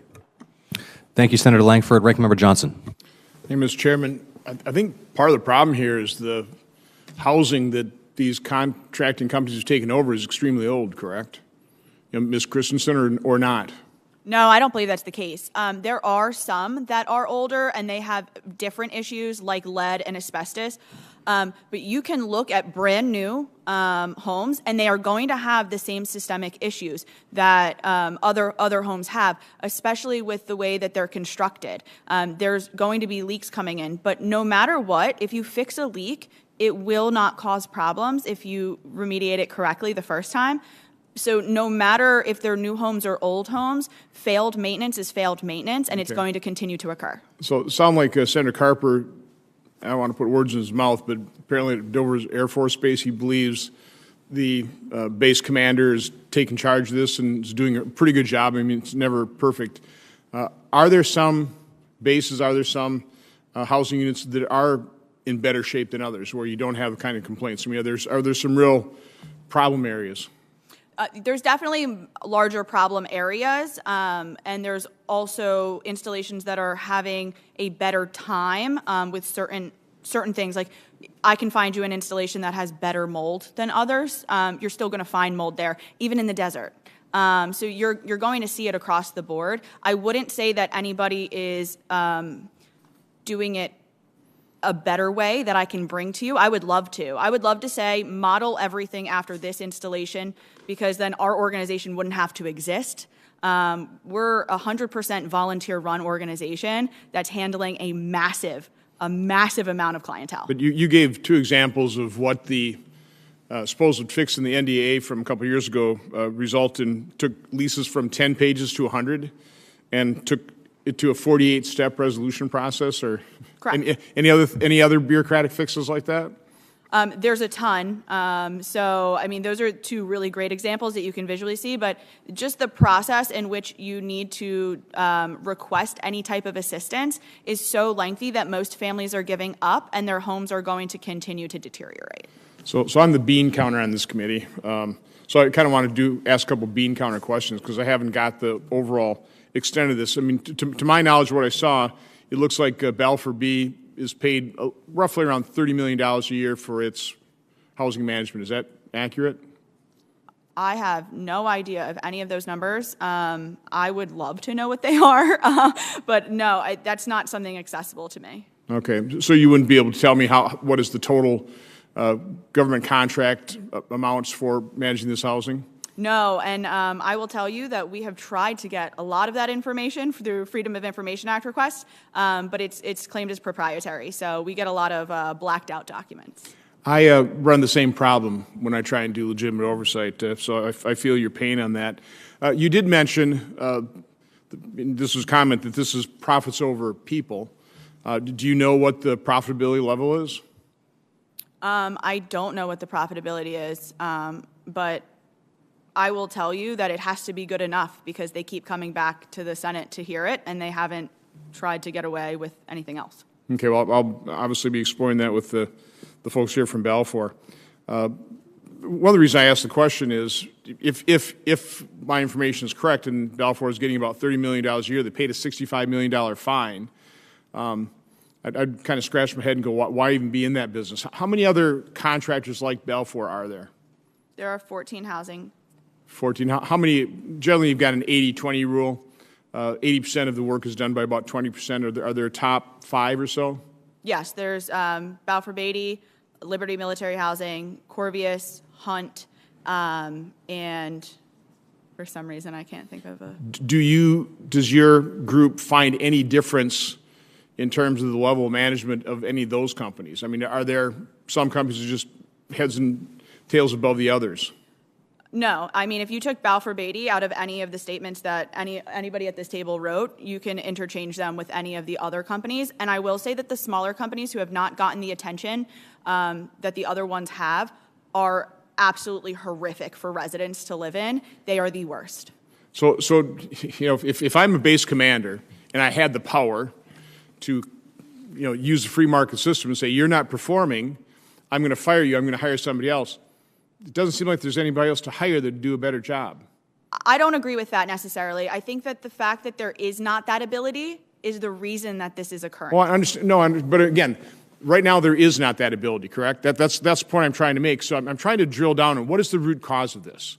Why does this continue? Again, in a free market, there should be, and I come from the free market system. I compete against excellence. And excellence means really high quality, high levels of customer service at the best possible price. I mean, that's what a free market guarantees. Something's broken down here, okay? And my guess is bureaucratic fixes that just simply don't work. You know, bureaucratic mindset, it's not my problem. We're going to pass this bill and we're going to say we're going to turn it over here, kind of walk away. And the bureaucracy creates fixes like, you know, a 100-page lease, a 48-step resolution process, you know, finger pointing, the big runaround, and nothing gets fixed. So I'm trying to hone in on what is the root cause here and how can it actually be fixed. My guess, you know, I'd be looking for a free market solution, and I'd fire these people, okay? But you've got to have somebody to replace it. And that's one of the reasons I'm talking about profitability. I mean, is there enough incentive for good companies to come in here and do the kind of job that we would all expect? And again, I recognize you can't really answer that question. I would hope that there is, but I would also like to say that, like you're saying, like you're competing in a market off the installation. You're competing in a market where I am paying rent to you, and if you're not doing a good job, you don't receive my rent. That's not the case for these housing companies. They're still, and that was something that 3 years ago they requested, was for service members to not be able to just have that allotted. And that's a big oversight lack. It also sounds like there's relationships between people on the base, members of the military, and people working for these companies. Is that a common problem? Or? Absolutely. That is an absolute problem, because if you're going to someone and you have a personal relationship with them, they're not going to want to get them in trouble.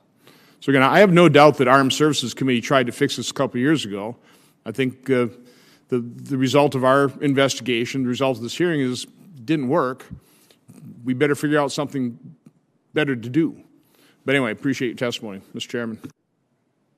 Thank you, Ranking Member Johnson. This concludes the testimony from our first panel. I want to thank you all so sincerely for your presence, for sharing your experiences and information with us. In particular, I want to commend these two extraordinary active duty service members, one of whom flew from South Korea, one from Texas, to join us and get on the record your experiences. And with gratitude, this panel is dismissed, and we'll now prepare to hear from our second panel. Thank you.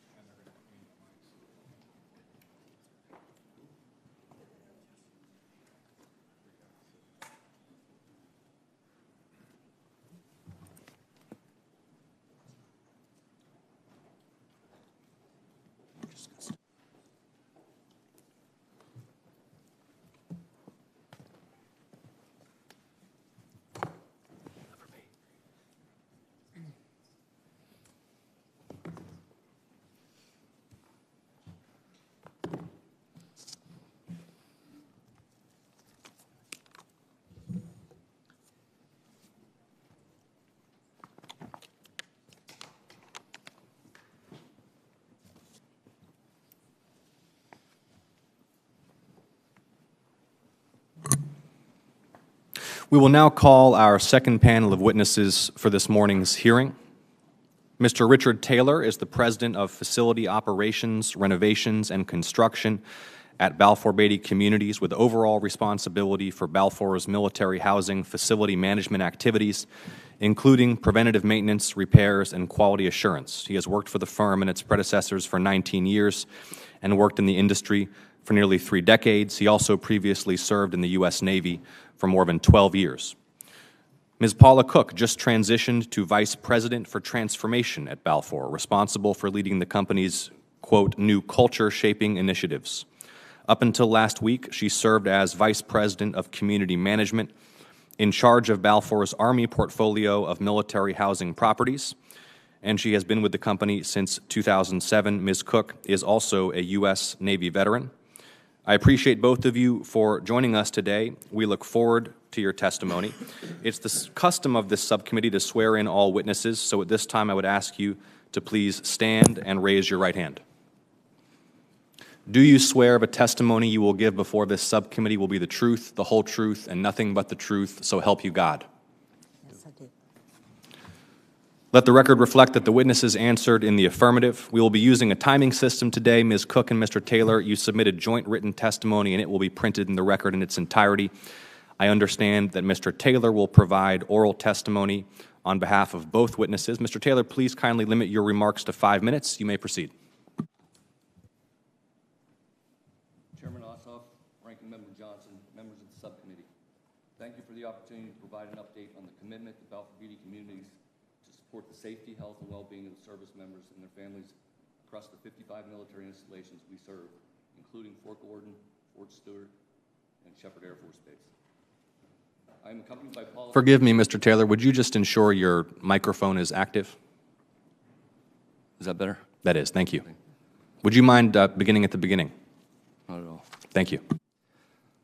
Chairman Ossoff, Ranking Member Johnson, members of the subcommittee, thank you for the opportunity to provide an update on the commitment of Balfour-Beatty Communities to support the safety, health, and well-being of the service members and their families across the 55 military installations we serve, including Fort Gordon, Fort Stewart, and Shepherd Air Force Base. I'm accompanied by Paula Cook, who leads the ongoing transformation efforts for our community management operations. At BBC, we consider it an honor and a privilege to serve those who serve our country. In fact, both Paula and I are Navy veterans ourselves. Therefore, we have a special appreciation for our military housing rules at Balfour-Beatty. In 2019, I made a commitment in congressional testimony to improve BBC's ability to monitor repairs and respond to problems, to prioritize the health and safety of residents, and to prepare homes for residents before they moved into one of our homes. I'm proud to say that we have made enormous strides since I made that commitment. Today, we're responsible for housing operations encompassing more than 43,000 homes and approximately 150,000 residents. We have partnered with the DoD to oversee the construction of more than 15,000 new military homes and the renovation of more than 14,000 legacy homes. Since the start of the MHPI, BBC and our service branch partners have developed project investments totaling approximately $5.6 billion to improve on-base housing. Through our military housing agreements, we act in joint partnership and are required to coordinate with all of our DoD partners on all aspects of the leasing, maintenance, renovation, and development of our housing. Our primary focus is providing our residents with safe, quality homes supported by prompt and effective customer service and maintenance support. We look to support these efforts by maintaining robust, open communications with our residents. Our resident portals allow the residents to view their work order history as well as access community policies, household maintenance, and safety tips.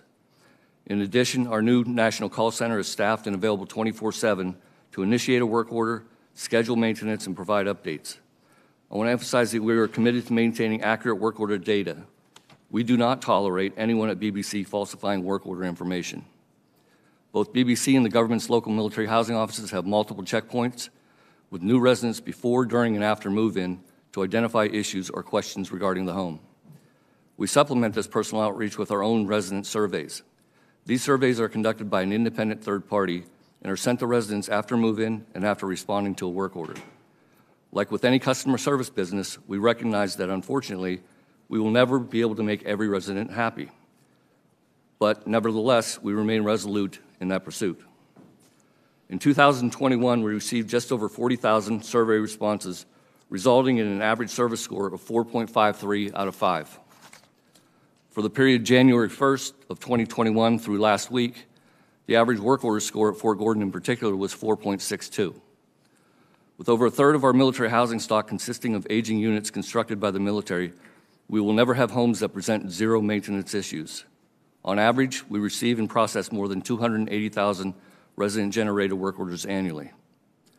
Like with any residential housing property, there will always be challenges to face. Appliances will break, utility, plumbing, and electrical systems will fail, severe weather will cause damage, pest issues will arise, and customer service complaints will surface. I also want to emphasize that our teams have faced tremendous challenges since the pandemic hit in 2020. We are not alone in experiencing supply chain challenges, home access issues, staffing issues due to the pandemic. However, our obligation is to respond and manage repairs and service in as timely and effective a manner as possible. We have embraced and voluntarily implemented the following measures in support of our residents. We agreed to a new DoD-sponsored universal lease, which includes the Tenant Bill of Rights. We instituted a formal dispute resolution process, and we now provide 7-year maintenance histories for our homes. In addition, enhanced DoD monitoring of housing has created another check and balance to ensure our housing is safe for occupancy, such as through government housing inspections before any home may be offered. Our performance metrics indicate the overwhelming majority of our residents are happy with their home and the service we provide. Regardless, we are never satisfied where even small numbers of our residents report dissatisfaction. We remain dedicated to working with the residents, the military housing advocacy groups, and the DoD to address housing challenges. We look forward to learning from the subcommittee how we may further improve our performance and enhance the quality of life for our residents. Again, we appreciate the opportunity to continue serving our nation's military and to testify regarding our commitment to those efforts. Thank you. Thank you, Mr. Taylor and Ms. Cook. And Ms. Cook, I understand Mr. Taylor's offering those oral remarks on both of your behalfs. I'll begin now with my questions. In the course of this investigation, my and Ranking Member Johnson's teams and we have reviewed tens of thousands of pages of records, interviewed dozens of witnesses. Most of that investigation focused on 2019, 2020, 2021, or the period principally after Balfour's guilty plea. In order to understand which forms of misconduct or mismanagement may be persisting following that resolution of the Department of Justice. But before we get into that, I want to just, Mr. Taylor, make sure we're clear on the facts related to that Department of Justice matter. It is the case, is it not, and my time's limited, so I want to make sure that we cover this as concisely as we can, that from 2013 to 2019, your company engaged in a scheme to defraud the United States, correct? The record indicate, or is that correct, that you engaged in a scheme to defraud the United States? That, Senator, the settlement agreement acknowledges that, yes, sir. Okay, so from 2013 to 2019, your company engaged in a scheme to defraud the United States. I suppose the first question is, why should a company convicted of major criminal fraud that engaged in a scheme to defraud the United States remain in a position of trust responsible for the safe housing of the hero service members and their families on installations across the country? I'd like to answer that by putting it a little bit into context. As you indicated, Senator, the period in which the behavior took place was from the period 2013 to 2019. When we were alerted to the allegations that there was improper behavior amongst some of our employees, we immediately cooperated along the way with the DOJ investigators. We engaged our own third-party legal firm and forensic accountants to understand the root causes. We provided all of that information in collaboration with the DOJ as that investigation was ongoing. We did an analysis to understand what the root causes were. We didn't wait for the outcome of that investigation and the settlement that was reached in late of last year to act upon the things that we identified were shortcomings within our own business. So we took quick action to and we're going to get, Mr. Taylor, forgive me, but my time is limited. We're going to get into the actions that you've taken and whether or not those actions have had good effect. Let's talk about what constituted this 6-year scheme to defraud the United States to which Balfour pled guilty. Am I correct that this scheme to defraud the United States included the falsification and destruction of work order records? Yes or no? It did.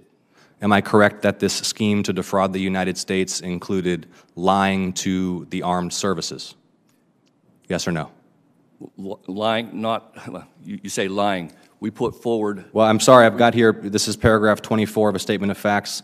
Balfour-Beatty made false representations to all 3 service branches. We put forward false incentive fee submissions that didn't reflect the performance metrics at certain locations. Am I correct that this scheme to defraud the United States, which included the falsification and destruction of maintenance record, also included prematurely closing work orders in order to present to the military superior performance to what was happening in reality in order to secure incentive payments? That's a fair statement, yes, sir. And it is your position, Mr. Taylor, that despite engaging in this 6-year scheme to defraud the United States, major criminal fraud, that your company should remain in a position of trust housing America's military families? Yes or no? Yes, I do. That is your position. Okay, I want for a moment, please, Ms. Cook, and we'll return to some of the latest events, Mr. Taylor, but ask you, Ms. Cook, about your experience in your position. And I want to begin by asking you to review for the subcommittee correspondence that you received from service members who were housed at Fort Gordon after the period during which Balfour was engaged in a scheme to defraud the United States, the period during which Balfour assured the Department of Justice, the Department of Defense, and the U.S. Congress that it was improving its practices. If you would, Ms. Cook, please turn to tab 10.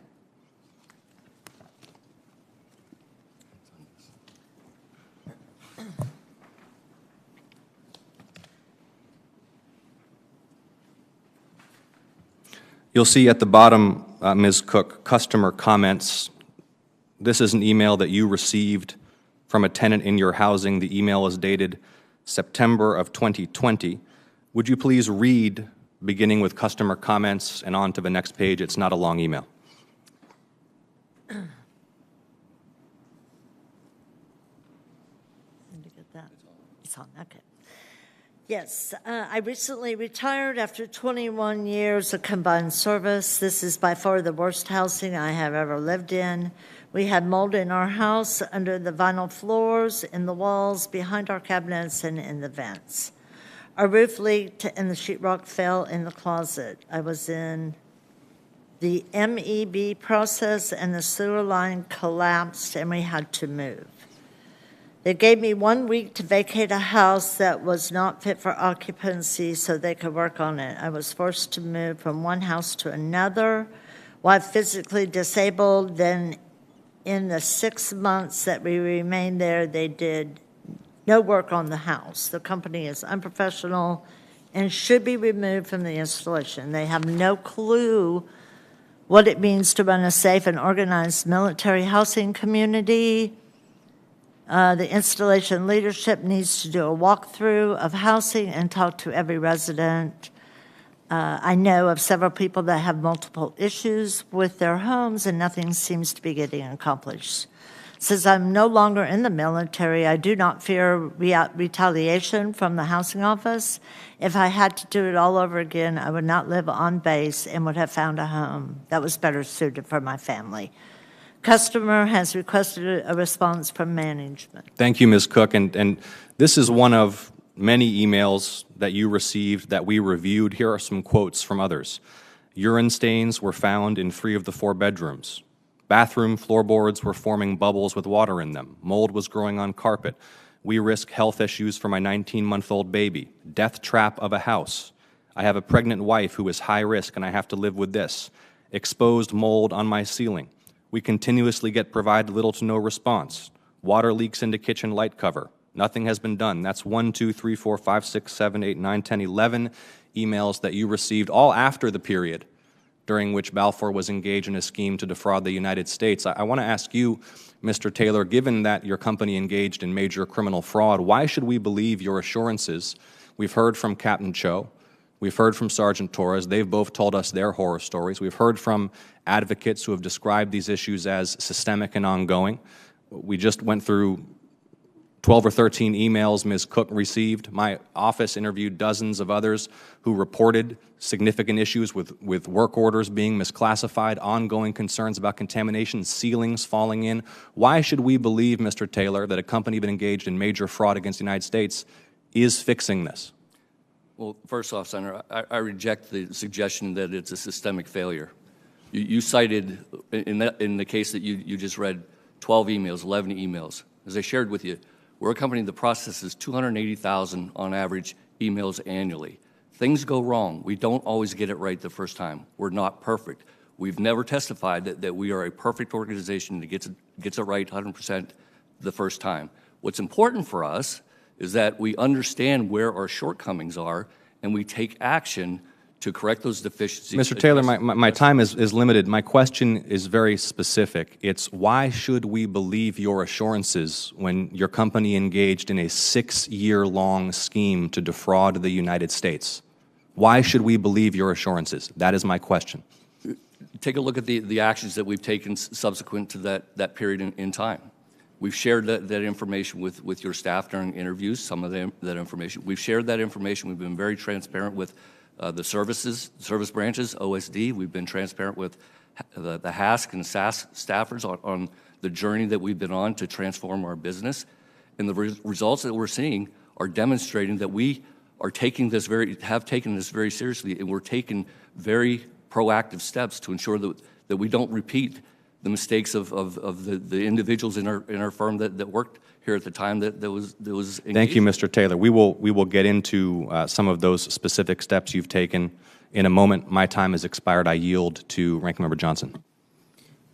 Thank you, Mr. Chairman. Mr. Taylor, I just want to find out a little bit more about Balfour. You're a division of Azzubaidy PLC, correct? That's correct. Headquartered out of London? That's correct. A little more than £8 billion business? I believe that's...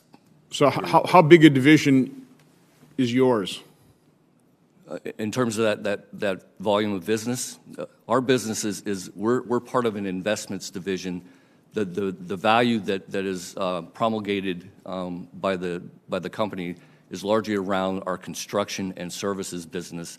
The investments business does not comprise part of that revenue, if you will. Revenue is looked at differently in the construction-related business than it is in our investments business, to include our military housing, which is a subsidiary. So are you associated with the construction part of your division, or simply the facility management?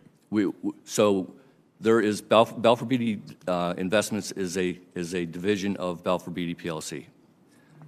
Balfour Beatty Communities is a subsidiary of Balfour Beatty Investments. So it's a third-tier organization within the structure, if you will, that exists to provide housing to our service members and their families and we do other apartment-type communities, student housing around the country under that banner of Balfour Beatty Communities. So Ms. Christensen, or Ms. Christian, talked about that this is profit over people, pure and simple. Do you have a response to that? I absolutely have a response to that. I think that is an unfair characterization. We work tirelessly. We've got approximately 1,400 employees that work up, about a third of whom, by the way, are like Ms. Cook and myself, former military, retirees. We employ a number of spouses that also choose to live with us. We have folks that get up every day with a singular commitment to provide for the health and safety of our military residents. So I think that's an unfair characterization. Again, I'll go back to, do our people make mistakes? Yes, they make mistakes. There's human error in every business. But to suggest that the error rate is indicative of widespread broken business is totally unfair. So in my briefing materials, I saw something like $30 million a year generated for this division. To me, that seemed just woefully low. Is that an accurate number, or is there a different number? Well, it's the deal that we struck when we closed on the projects. That $30 million roughly is about the average over the last 3 years for the receipt of the property management fees across our 55 military installations, 43,000 housing units. To put it into context, that equates to about $700 per unit per year on a pre-tax basis, and it doesn't net off the cost of running the business. But that is just a small percentage of your division, correct? No, sir. That is your division. That is the most significant revenue stream for our. Okay, so you have $30 million. So when you pay a $65 million fine, that wipes out more than 2 years worth of revenue, not just profit, but revenue. And that $30 million a year division that employs 1,400 people. Approximately 1,400, yes, sir. Do you also subcontract out to contractors? We do. So what percent do you perform with those 1,400 people versus? Again, that's 1,400 people looking at about 43,000 units. Yes, sir. Yeah, there's a lot of third-party support, and it varies jurisdictionally. You know, if we're in a market where there's limited availability of third-party vendors, then we'll have a heavier staff than we would. But generally speaking, we could have anywhere from 10 to 12 vendors on a third-party service agreement that assists us with the performance of our work. Do you evaluate your vendors? I mean, if they don't perform, do you terminate their contracts and hire others? Absolutely. How often do you do that? We have the standard termination clauses that are in contracts that you find in any contracting arrangement. So, again, you manage 43,000 housing units. What is the total inventory of housing units for the military? Do you know? I think it's about 300,000, might be a little under 280,000. OSD can give you that. So you're more than 10%. Yes, sir. Are you the largest manager of housing units, or are there other people that are as big or larger? I believe there's one provider that manages more units than we do. Okay. How do you explain the testimony you heard from Captain Cho, Sergeant Torres, Ms. Warner? I think it's their perception of what transpired. I think that we've got a different perception. I think that. Okay, can you give us a different perspective, for example, with Captain Cho's daughter? Well, first, I mean, you know, as a father of a son and daughter myself, I have empathy, you know, substantial empathy for the Cho family. I know that's not hard to deal with any child. I have a hard time drawing the conclusion that's been drawn on the first panel, that there's a direct correlation between the condition of the home and his daughter's medical condition. Okay, I guess, you know, that's a legitimate point to make. Sometimes very difficult to prove causation on things, but do you deny the fact that the issues of mold just weren't addressed over a relatively long period of time? I do deny that. Yes, sir. And when in advance of this, having known that Captain Cho was going to testify, again, I wasn't involved in the details, but I took time to kind of understand a bit more about the situation, because I wanted to be responsive to the subcommittee. In the time that the Cho family lived with us, they submitted 28 work orders, 22 of which were online, and Captain Cho acknowledged that was, he used that predominantly to let us know that work was being requested. The one work order that was put in late February of 2020 was inspected twice by our staff, was jointly inspected by our military housing partner, and found no evidence of mold at that time. Subsequent to that, there were 11 additional work orders that were put in online by Captain Cho, clearly indicating his intent to continue to notify us through the online portal to notify us of those issues. And I think, importantly for me, I think it's clear demonstration that Captain Cho had access to the portal, which also doesn't give him just the ability to input work orders, but it gives you can see any open work orders and what the status is of those work orders.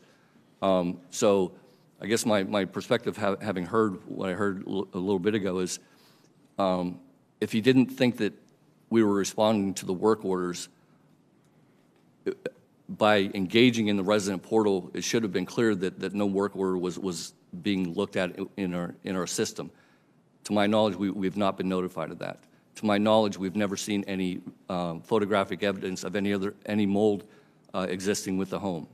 To my knowledge, the medical doctor's letter that suggested that the home might be the cause of her skin conditions and or the school, to my knowledge, that doctor never visited the home personally to view the condition in the home. To my knowledge, that letter was written in late June of 2020 and was provided to our site team in October of that year, about a 4-month delay. So when I kind of look at the fact pattern, I think that there's just holes. And so I think that, it's hard for me to reconcile in my mind that the home was actually the cause of the condition when the findings that we had in responding to the work request didn't indicate the same. Mr. Chairman, would you give me time to see how Ms. Cook responds to that? Same question, Ms. Cook. Do you have any explanation? Could you repeat the explanation on the mold? Is that what you're... Well, just in terms of the situation with Captain Cho and his daughter. Yeah. You listen to their testimony. I mean, do you just refute it? It's heartbreaking.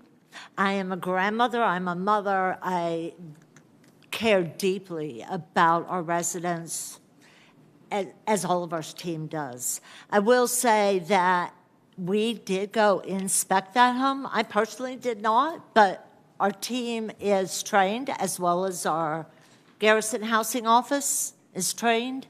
And I do feel that if there was a life, health, safety issue, that we would have immediately removed that family so that we could remediate.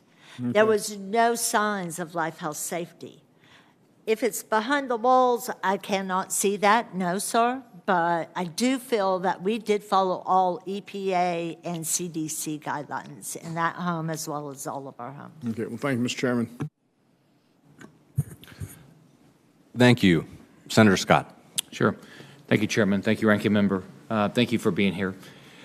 So I was governor of Florida. I served in the Navy, and I did at that time there was no public any housing for us, but I think it's well acknowledged we've got to do whatever we can to provide our men and women the best facilities, the best care we can. So I want to sort of follow up what Senator Johnson was talking about, but first I want to just ask something specific. And by the way, when I was governor, I did base commander meetings about every 4 months and just try to find their problems. And because it was a federal issue, I never dealt with that. But since I've been in the Senate, I've been up here a little over 3 years. A lot of people have complained. So I just want to go through one specific one. So I've received reports of unacceptable housing conditions at the Naval Air Station Key West. I don't know if you're familiar with this. It's the 6B Park Annex. It says most of the units require significant improvements so that enlisted personnel and their families can have safe housing. So do you know what efforts have been made to ensure that our service members in Key West are living in acceptable housing conditions, and what your plans are to improve them? Is that something you're familiar with or not? I am, Senator. As a matter of fact, I think it was approximately 2 weeks ago I was at Key West visiting with our team on that site. I think you're well aware, Key West has the overwhelming majority of what we have there is legacy housing. We constructed 111 new units during the initial development period. That project is part of an 11-base multi-site project called the Navy Southeast project. We've invested heavily in renovation of Sigsbee in particular. We've done bump outs, we've done kitchen improvements, we've done a lot of significant changes in there. We haven't been able to touch them all because of the financial constraints, I can tell you. We've had some issues with HVAC, duct sweating just because of the conditions in those homes. We've had some issues with lack of quality insulation because of the time in which those units were constructed that are being addressed through this renovation plan.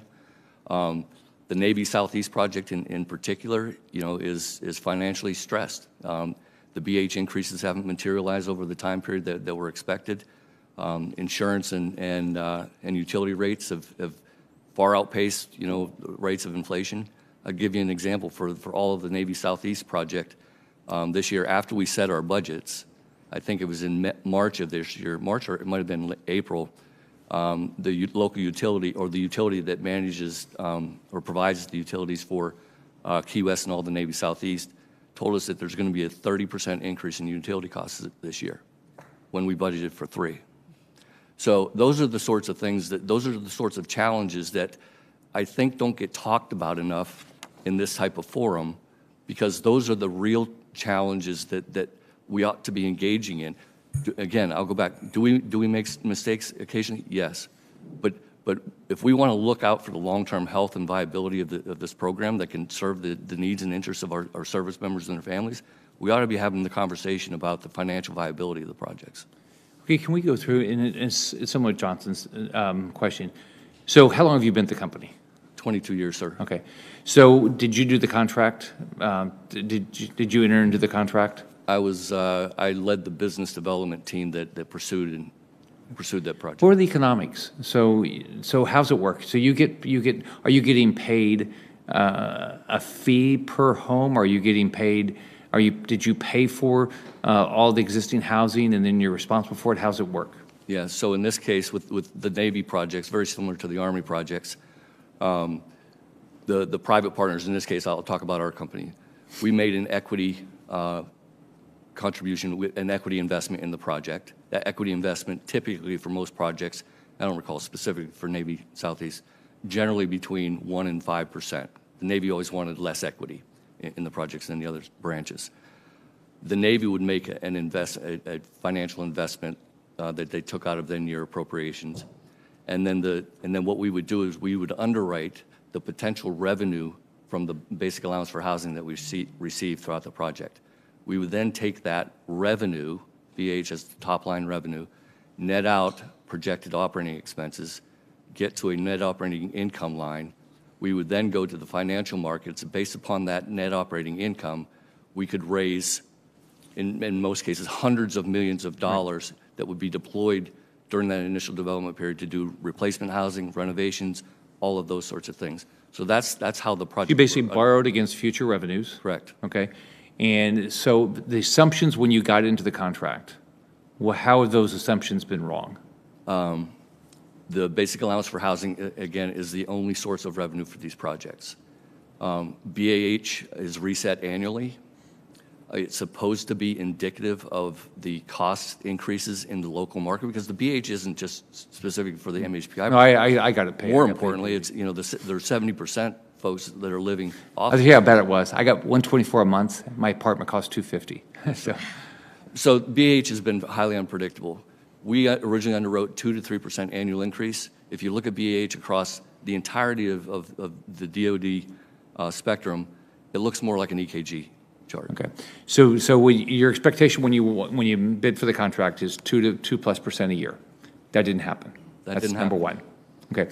So have you lost money on, let's take whichever project, Navy Southeast. Have you lost money on that project? We've not lost money. It's just the the only, we get paid management fees as a percentage of income.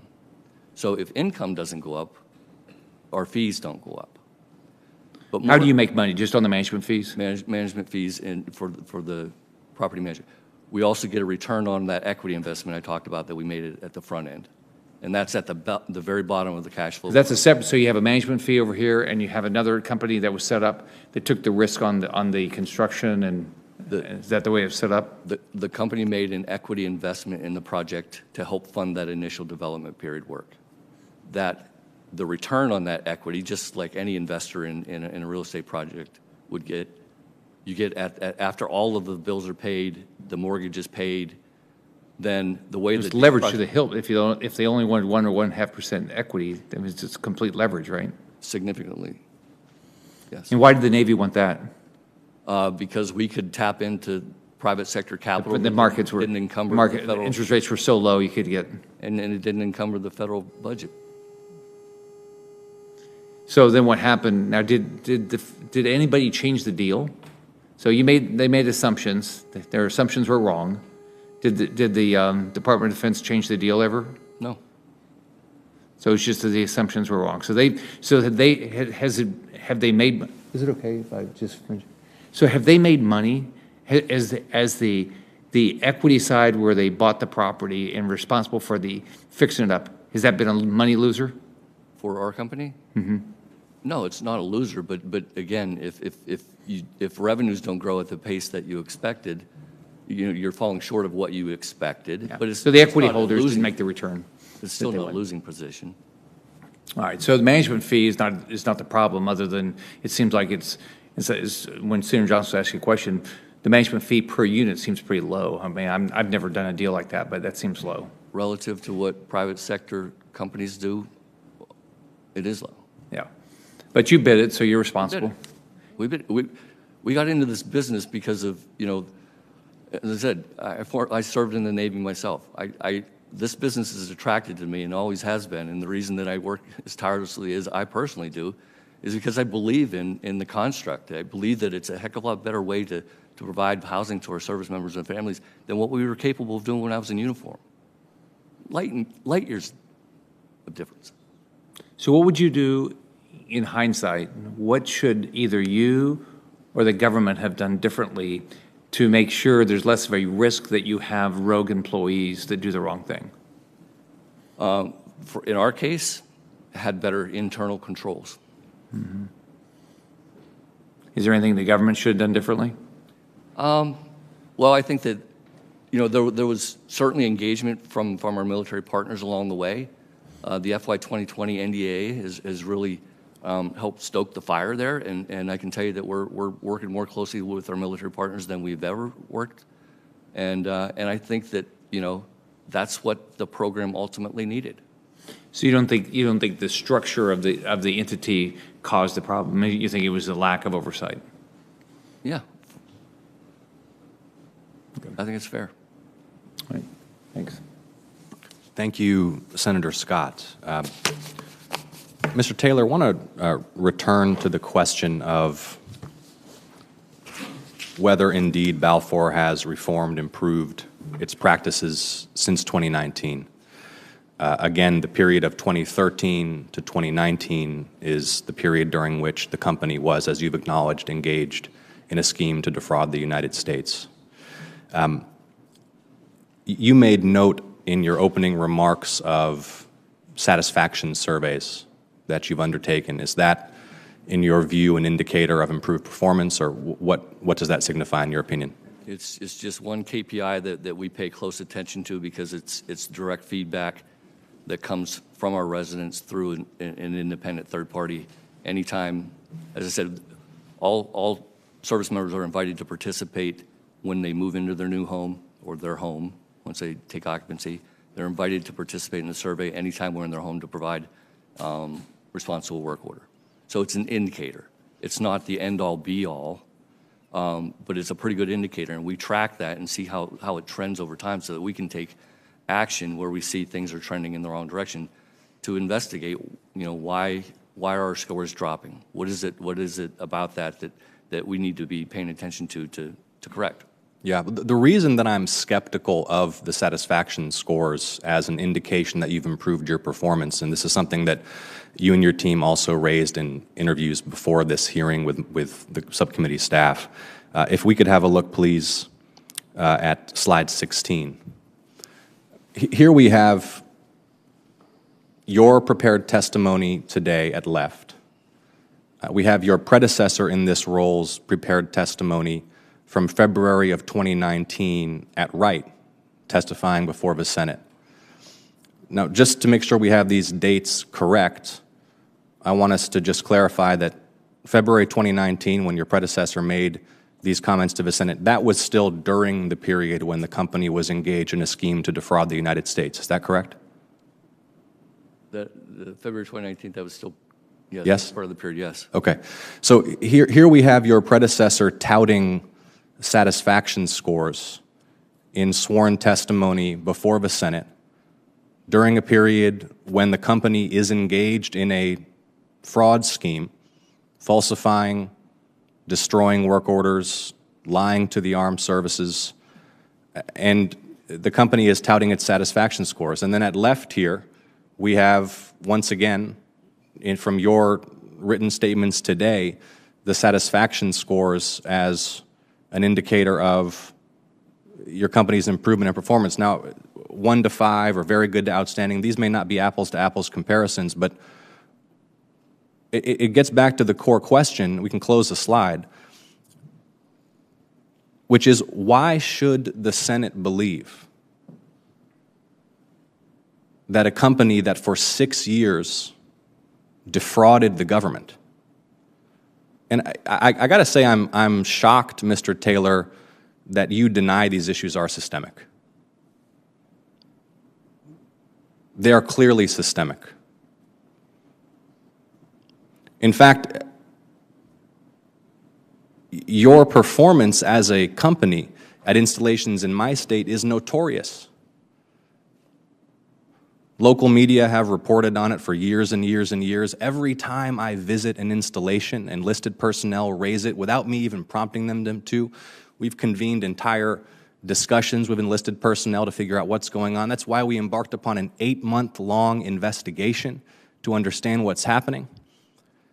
I'm just not sure that you understand what's happening within your own organization. I mean, did your senior executives know that for 6 years the company was engaging in fraud? No. So would you know now if your company was continuing to engage in fraud? Yes. You would. I'd like to explore just whether or not your management team has the situational awareness to understand what's happening inside your own firm. If we could please turn to tab 13. And while you do that, Mr. Taylor, if you could please tell the subcommittee who is Mr. Thomas Rodriguez and how was he related to you in the organization? Excuse me, tab 12, forgive me. And while you turn to tab 12, please, Mr. Taylor, who is Thomas Rodriguez? He's a former employee and former facility manager at Fort Gordon. Okay, he was the facility manager at Fort Gordon in Georgia. And prior to that, he was a facility, he was a maintenance supervisor at Fort Stewart. Understood, thank you. So here we have an email from Mr. Rodriguez. So as the facility manager at Fort Gordon, am I correct that perhaps not your direct subordinate, but he's your subordinate, correct? He's in my chain of command, yes, sir. That's right. And this email is from February of 2021. So this is 2 years after the conclusion of the period during which Balfour was engaged in this acknowledged scheme to defraud the United States. 2 years later, here's an email from Mr. Rodriguez, your subordinate. I'm not sure you received this email, Mr. Taylor, but you did, Ms. Cook. It was forwarded to you, in which Mr. Rodriguez says that the state of the facilities department at Fort Gordon is, quote, total chaos. He says, quote, words could not describe the total chaos, end quote. He further states that the facilities department at Fort Gordon has been lying to the Army about the condition of the facilities department at Fort Gordon. He says, quote, "This is not acting honestly or respecting our third parties," meaning the Army, "and treating them with integrity and professionalism," end quote. Ms. Cook, you received this email in February of 2021, is that correct? Yes, I did. And what action did you take when you received this email reporting that there was total chaos in the facilities department at Fort Gordon, and that, and again, this is from the head of the facilities department at Fort Gordon, and that the facilities department was being dishonest with the Army? What action did you take? I do not totally recall without reviewing the records, but I do believe I did forward this to up my chain of command. Okay, did you follow up after forwarding it to see what action was taken? I believe we had a couple, because it was regarding the FM buildings. It was regarding the facility building, and I do believe I So you did. followed up. Mr. Taylor, were you aware of this email at the time? I was not. You were not aware. So you understand the skepticism. Let's just, again, set the stage here. It's been 2 years since the end of a 6-year period when the company is engaged in a scheme to defraud the United States. At this very moment, February 2021, you're under Department of Justice investigation for being dishonest with the military, for fabricating and destroying work orders. You know you're under investigation. You know you're in hot water. And your subordinate reports that the facilities department at Fort Gordon is in total chaos, and that with respect to the condition of the facility department and its premises, there's a lack of integrity with the Army. And you weren't aware of this, Mr. Taylor. You say that the senior executives at Balfour didn't know that there was fraud ongoing for 6 years, but that you would know if there was fraud ongoing now. How sure are you, Mr. Taylor, that you would know if that misconduct continued to this day? Are you sure? Well, I think that your interpretation of this email, what you just described, doesn't align with the question that you're asking me. Okay, well, let me restate the question then, just for clarity. Here we have your subordinate reporting that when he took over the facilities department at Fort Gordon, it was in a state of total chaos, and that the facilities department has been dishonest with the Army, correct? Where does it say that? Where does it say that? We got the document here. That's what it says. It says, "When I arrived on site, words could not describe the total chaos that was the facilities department at Fort Gordon." You were not aware of this report, correct? I was not aware of this email. Okay. My time's expired. Ranking Member Johnson. So can you step through, after the settlement a couple of years ago, what specific actions did you take to correct the deficiencies in your process? I mean, specifically, what did you do? Yeah, Senator, there were many, and as we were working through them, I'll share that we were sharing those remediation plans with DOJ investigators as they were conducting their plan. We were sharing those remediation steps with our military partners. We were sharing that with HASC and SAF staffers that have oversight of this particular program. But there are a number of things, and I'll follow up with a more fulsome response, but I'll just share with you some of the things that we did. If you look at, one of the root causes for the falsification of work order data was the system that we use. The database that we use is a product called Yardi. At the time, there was too much opportunity for those that use the system to manipulate data. So we worked with that provider. By the way, were they on bonus plans so that manipulating data was to their individual benefit? So in other words, if you had in your 1,400 employees, you have managers, did they get bonuses based on what their performance was off the Yardi system? The statistics, there was a portion of their bonuses that came out in the investigation that their compensation was tied to performance. That's correct. So is that still the case? It is not the case. Okay. All of their bonus at site level is tied to customer satisfaction, where it ought to be. Is there any way for them to doctor this customer satisfaction? There's not. Surveys? It's all conducted by third parties. We don't conduct any surveys ourselves. But so that system had a lot of opportunity for manipulation of data. So we worked with the provider to ensure that local site teams have no ability to change the data. We also engage a third-party call center now that takes 100% of our calls, and so you got an independent third party that's documenting the timing of the receipt, the date of the receipt of that work request, so that it's not our staff that are inputting that information. If there's a recognized error in those work orders, and I heard some of this in the previous testimony, local site teams cannot make those adjustments. That has to be documented, justified, and it has to be approved up to a vice president level. If we make that change, we are transparent with our military partners for the reason why we made the change, to ensure that there's transparency and agreement with making that change. So do you know what you're being investigated for by the Department of Justice right now? Nothing that I'm aware of. Are you aware there is a Department of Justice investigation? Ongoing currently? Yeah. I'm not. Okay, nor was I. Ms. Cook, how do you explain the email from Mr. Rodriguez when he was talking about the facilities in chaos? What was in chaos? Do you know? I believe, and if I may, Senator, I get thousands of emails in my email box every day, just as all of us do. So, you know, I definitely received it, but I do know that Tom went down there to help. We had lost a previous facility manager.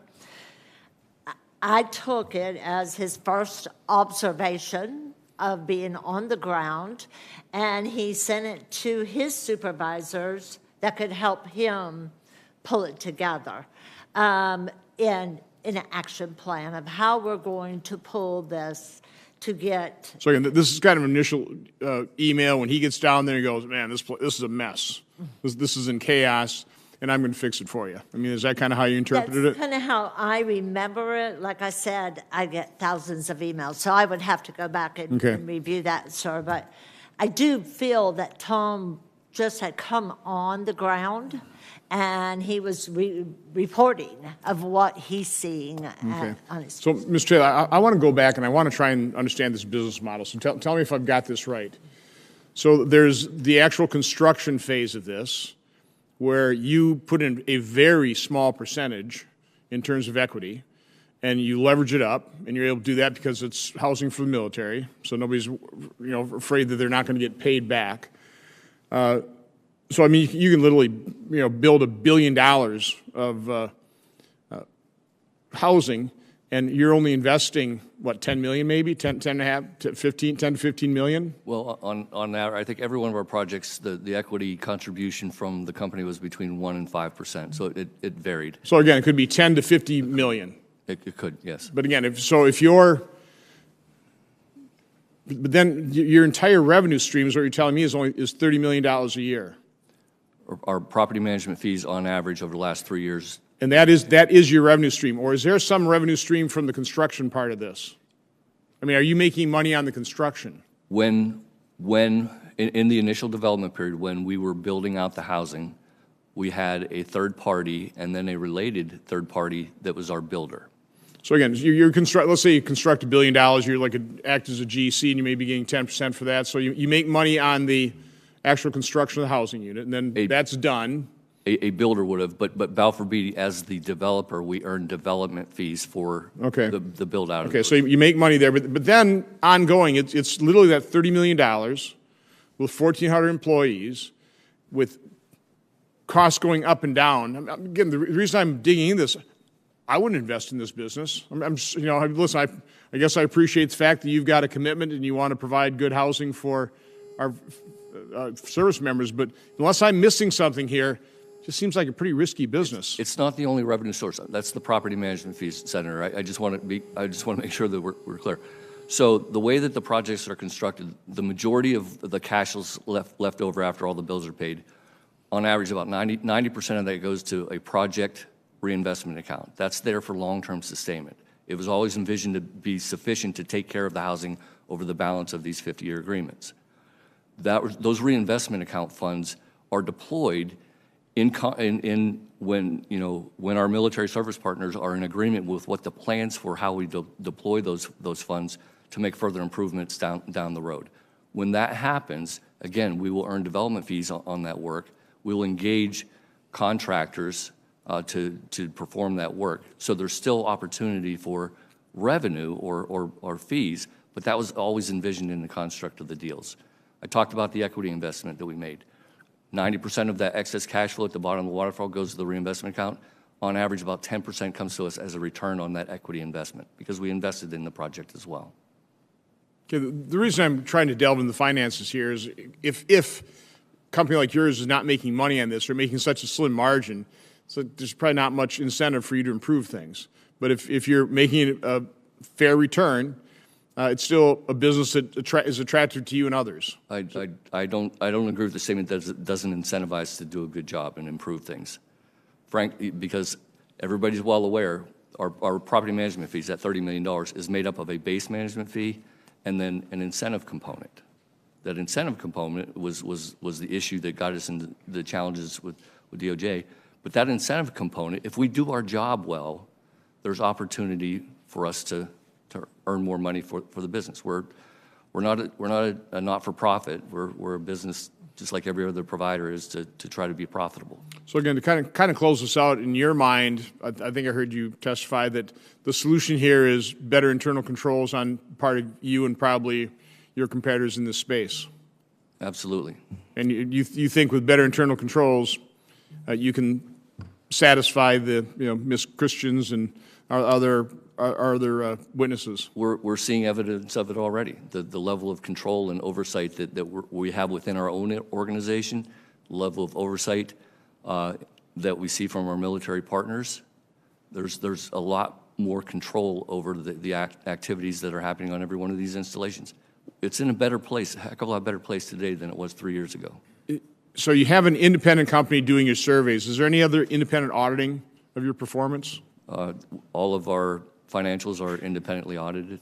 Financially, yeah. I'm just talking about in terms of your performance. The performance. There's annual CEL surveys that the service branches engage. You saw, the example that was on the screen on the right-hand side of the screen was the result of CEL scores that the service branches engaged. And then we have satisfacts for those for the work we perform there. This will be my last question, because I am disturbed about potential retaliation. And we heard that from, I think, all the witnesses. And I've seen that since I came to the Senate, coming from the private sector.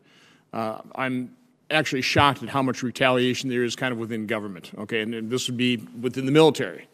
Are you aware of that? And it sounds like, based on testimony, it's retaliation certainly participated in by members of Balfour staff, kind of in combination with some of the folks in the military. I'm not aware of our staff retaliating against residents because they've expressed displeasure with our service. Okay. Thank you, Mr. Chairman. Thank you, Ranking Member Johnson. And just to close out, I think it's worth recapping what you were getting into, Ranking Member Johnson, in terms of the structure of revenues. So just for clarity, with our final few moments here, Mr. Taylor, just describe one more time how this incentive fee structure operates, please. So if you look at the cash flow waterfall for any project, as part of the operating expenses, there's typically a base management fee. It's usually on the order of 2% of revenues. After debt service is paid, after we put away money for capital repairs and replacement, we will qualify for incentive management fees. There's slight differevaluations, but a lot of similarity between the way that each branch of service has negotiated the performance metrics within those. All of them have undergone a revamping in the last 3 years. And if I might, those incentive fees, for example, the incentive payments that you will receive from that joint fund you've established with the service will be correlated with your performance, and among the metrics of performance will be the timely and successful closure of work orders, correct? The timely response to emergency and urgent, the timely completion of routine service. Right, so if there's an issue such as mold, which poses a health hazard, then that's classified differently with a different expectation of successful or timely response than, for example, a routine carpentry issue. Is that correct? That is correct.